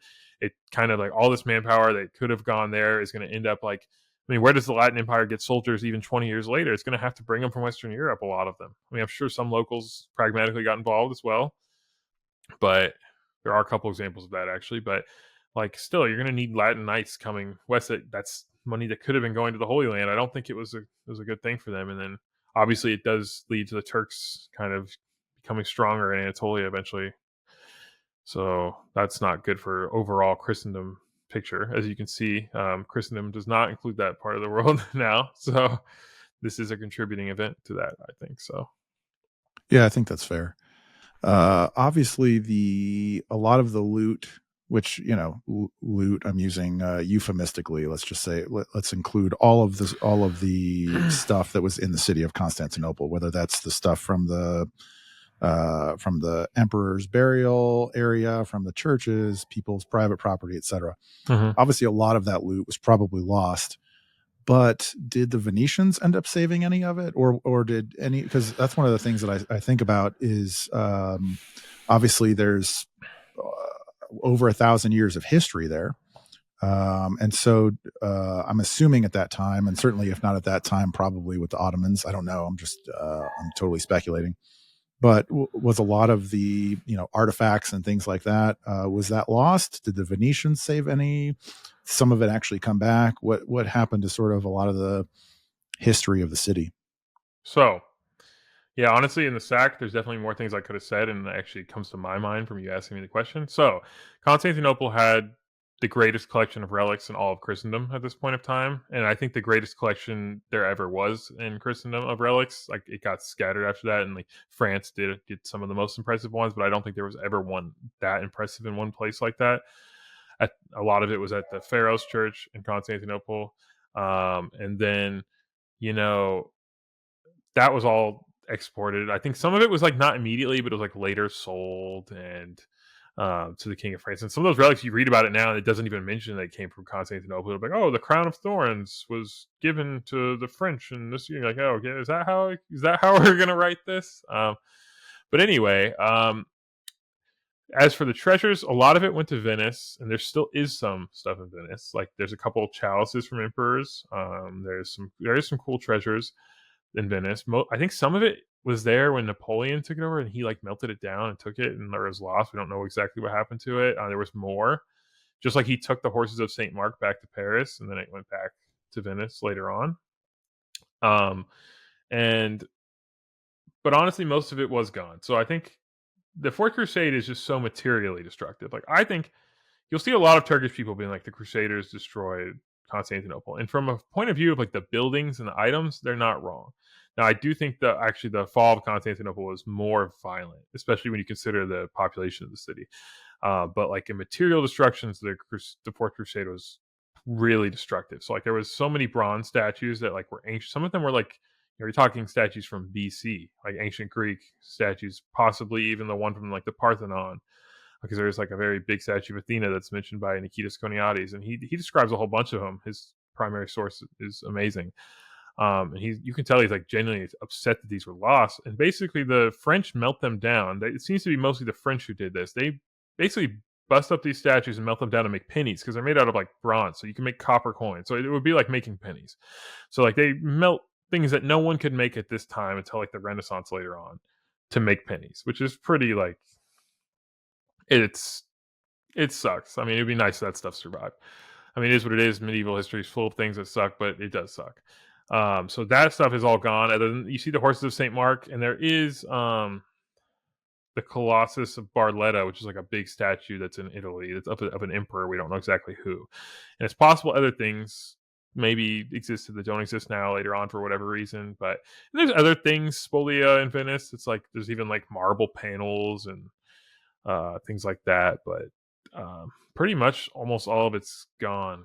Unfortunately, I don't even think 1% of it is around. Like there was a 20-foot tall gold and silver iconostasis in the Hagia Sophia, if I remember correctly. If I got the slight measurement wrong, I apologize. But a very tall, giant iconostasis, and it was just all melted down. There was like an altar full of like gold and gems, and the Crusaders just smashed it to pieces to like give out the pieces to the soldiers. And again, I think it's one of those things that if let's say they had taken it and been like, oh, we're gonna send this back to the King of France's palace, and it was still there, like there's something less barbaric about that. That you're like, okay, like I took this from you, but I didn't destroy it. It's just like, oh, this is really nice. I appreciate it, but I want it. There's something like more. I would find that personally more palatable. I mean, again, I don't want to be like trying to judge medieval people by modern standards and all of that, but still, I think that maybe if someone else had conquered, that might have happened. But again, I mean, I think there's also this weird thing that they imply, like again, like I said, Turkish people will point to the Fourth Crusade. I'm like, I don't think that they would have saved all this stuff either, because nothing that was there in 1453. I can't think of a single gold treasure from 1453 that survived, and there was obviously there was way less in 1204, but there was something. So I mean, but then you hear these other counter arguments. So people be like, well, if they didn't take all these treasures from 1204, it all would have been lost in 1453. And like, I hate it when people do that they imply the rest of history would have been the same if like a major event didn't happen. And I'm like, that is not like, if the First Crusade didn't happen, like European history would be so different right now. Like, it's not like you can just pretend like you delete that and the rest of it goes the same. Like, it's like you can't think like that. But a lot of stuff was destroyed. Like buildings also just weren't maintained for years. So some of the sack is one thing. You take all the gold, all the silver. I mean, you could remake that stuff, but I mean, there was just things that you couldn't get. So I know, like the Hagia Sophia, there was all these hanging. They're called votive crowns. Are you familiar with the votive crown? Like a hanging, like it's not a real crown, but like hangs and like you put them in churches and palaces and stuff. Like and like there was ones from all kinds of different emperors and stuff like that in the Hagia Sophia, and there was like treasures that people had donated emperors, and like that's what I think some of these chalices were. Like I don't think it was really like the emperor's like cup for drinking juice or something. Like I think it was something he had donated to a church or something. It had his name on it to show that he donated it for to show off his piety and stuff like that. So I think countless treasures like that were lost. Of course, they cracked open the tombs of the emperors, so like that, like it was almost like a museum of emperors' bodies, and like again, I don't think they got rid of the bodies. I think they're still there later. It's for sure Constantine was still there. I always wonder, they don't mention, like they mentioned certain emperors like Justinian, that they cracked open the lid. I don't believe Nikitas Koniates would have not mentioned Constantine because he was horrified they did it to Justinian, and Constantine was like a literal saint and the most important of all those emperors, and I think he would have had a whole paragraph for himself if they opened up Constantine's tomb. And it's quite possible the Crusaders had some respect for him, and decided maybe they maybe like it's one of those things like, I don't know, if we do that, are we gonna go to hell for that or something? Like I don't know, like it might have, maybe maybe that happened, but those things are lost by the Ottomans. So I think that's but all the treasures were taken. The hippodrome fell into disrepair. All of its statues were melted. So like it is an earthquake zone too, right? So like things, if they're not repaired, they don't just last. Like Rome, actually, it's easier for things to survive because it's not like an earthquake zone, but like in Constantinople, like Istanbul today, there's earthquakes. So if you don't fix things, they start falling apart. Like, and uh, also, I think people start stealing the building material. Like, if it starts falling in disrepair, like someone needs to build something, they just go take it off that too. So that's another component of it. And also, the fire destroyed a lot of things. Like, think how many treasures. And also, like, there was no great library of Constantinople. It was like a bunch of individual libraries. And like, I know I read somewhere. I want to say in Anthony Caldelis's book, but it could be another book that we don't know what was lost, but there are certain texts that were mentioned before and not mentioned after, and we don't know if it's because of that, but it's plausible that the Fourth Crusade, and even if they didn't destroy it, like maybe no one copied it down for a certain amount of decades and it rotted away or something, like, I think it did lead to a loss of a lot of treasures that were irreplaceable. And I think if we could see that stuff today, it would be like, wow. And I think the Hagia Sophia, if you look at it today, it's an impressive building. Just like, you look at the Vatican, it's an impressive building, but imagine if the Vatican didn't have all that cool stuff in it. Like, you'd be like, oh, this is a cool building. But like, I think that's almost like how the Hagia Sophia is right now. Like, you look at it, you're like, oh, it's cool. It's got a cool dome. It's got a few mosaics left. Still only a fragments of what it originally had. But like, if it had all those treasures and all those things it had in there, it would be on such another dimension that they would make the building like so much more than what it is now. And I don't even mean that about like, I don't want to get into like a whole religion thing about like Islam or whatever. I'm just saying that like those treasures, would just make it so like another dimension of grandeur, like just in a neutral way, just splendor. And that's all lost, unfortunately. Yeah. A supreme tragedy. Just thinking about like all the different things, even from antiquity, that were lost. So let me ask you one final general question, and then I'll leave you with the final word after that. So, why do you think you're obviously a big enthusiast of the Eastern Roman history, Eastern Roman medieval history? So, why do you think that Eastern Roman medieval history in particular does not get the same love or fanfare or respect? I mean, I think medieval history generally is kind of looked down upon, but within medieval history, Eastern Roman history is, despite being, at times very illustrious, very grand, is somewhat of a, I don't know, looked down upon even further, or not, maybe not given much attention, or even much scholarship. So why do you think that is? Well, like you said, you start with saying medieval history, not it's looked down as like even if you don't use the word dark ages, you're like it's just the time between ancient times and the Renaissance where people just kill each other and it wasn't that great and that's it. Um, but I think also, again, they have to be left out to tell the narrative that for Western history, like if you're trying to tell how we got from ancient times like in America or the UK, you don't. It's kind of easy to just leave them out and tell that simpler version of history, like we were talking about. The easier version is oftentimes just easier, and you could tell a version without them. Sorry, one second. Dude, did you go this whole time without taking a drink? I've taken a couple drinks. Oh, okay. My I throat must is a have little missed dry that. though. Yeah, no, you're good. But also allergies are bothering me. I think that's part of it. But okay, so yeah, so then obviously when Charlemagne takes the Roman title in 800, you telling this story about an Eastern Roman Empire that continued, like I don't know, that doesn't really work that well. It also the Catholic version, like, well, we're the Roman Catholic Church, and those guys are schismatics; they're just Greeks. Like, it doesn't fit that story. So it doesn't really fit anyone's story in that way. And obviously, then you got to talk about the Crusades, and you're like, oh, like I don't know if you noticed, like going to school in America, like did when you took history, like did they maybe mention the First Crusade a little bit, like briefly or something, or like I don't know how they presented it to you. When I don't I'll remember give you, hardly any medieval history at all from uh, school. I don't know if it was taught at all to me. What I got yeah, was from like reading my own books, like, hmm reading like King Arthur or Robin Hood, or watching Disney's Robin Hood, or playing with Knight Legos. That was like the medieval history that I got. yeah. So I'll give you my example. So I only have an undergraduate degree in history, so I'm not like obviously I'm not a professor, but I did study some history. But like in high school, they never mentioned it really, other than like basically nothing. Like you said, I don't really remember any notable mention of it. Um, I did take Western civilization and a medieval history class, and I remember in the Western Civ they literally just they kind of talked about Justinian a little bit.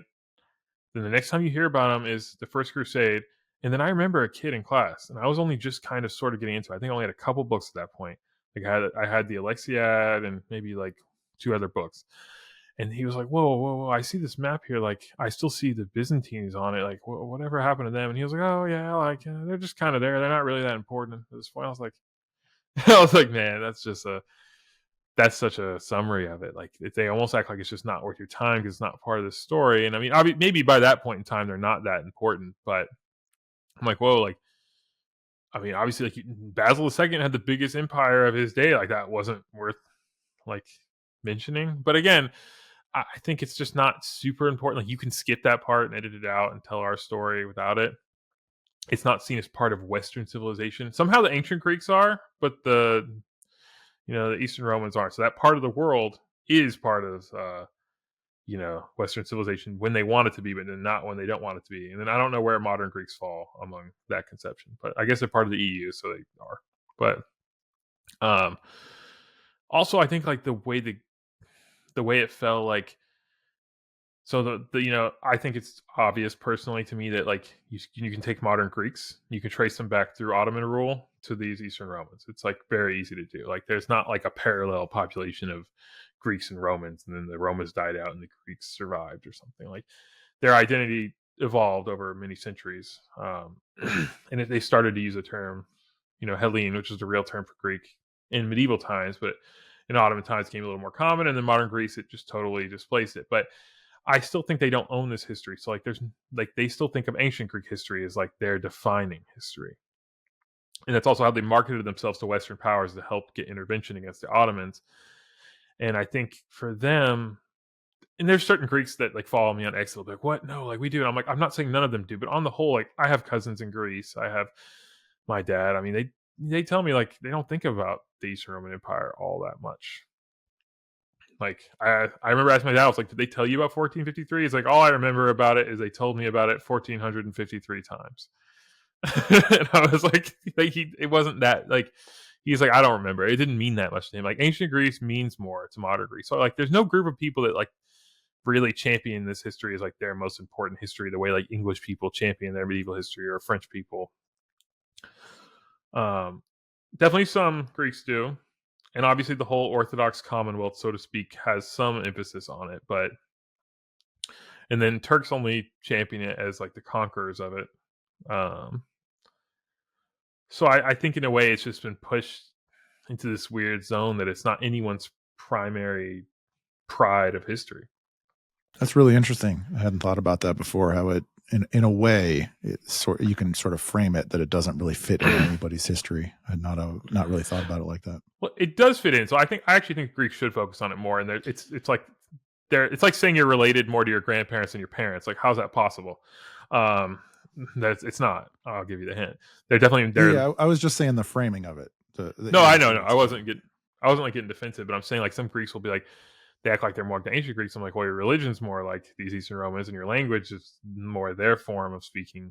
And your culture, obviously, like, I mean, there is continuity in some way, but I'm just saying like you shouldn't skip over that. I also think like the fact that a lot of the greatest things, like there was an idea of Greece to get back Constantinople called the Megali idea, and that failed in the Greco-Turkish War after World War One. So once Constantinople is definitively gone, I think it closed that chapter. If they had gotten it back and the war had gone differently, I think they would have pivoted hard to this Eastern Roman history. But that's not how history played out. So now it's almost like a little more prideful to emphasize the ancient Greek stuff rather than that. Just reminding you that most of it's been lost territorially speaking. All right. Well, and I appreciate your time. It's been a really fun Giga episode. Yeah, dude, I can't believe it's been this long in a good way. Yeah, it's been really interesting. I've really enjoyed it. If I'll leave you with the last word, if you want to say anything else about the Fourth Crusade or about the Eastern Romans, whatever you want. And of course, anybody can follow you and check out your links in the description. So anything else you want to say on the topic, the floor is yours.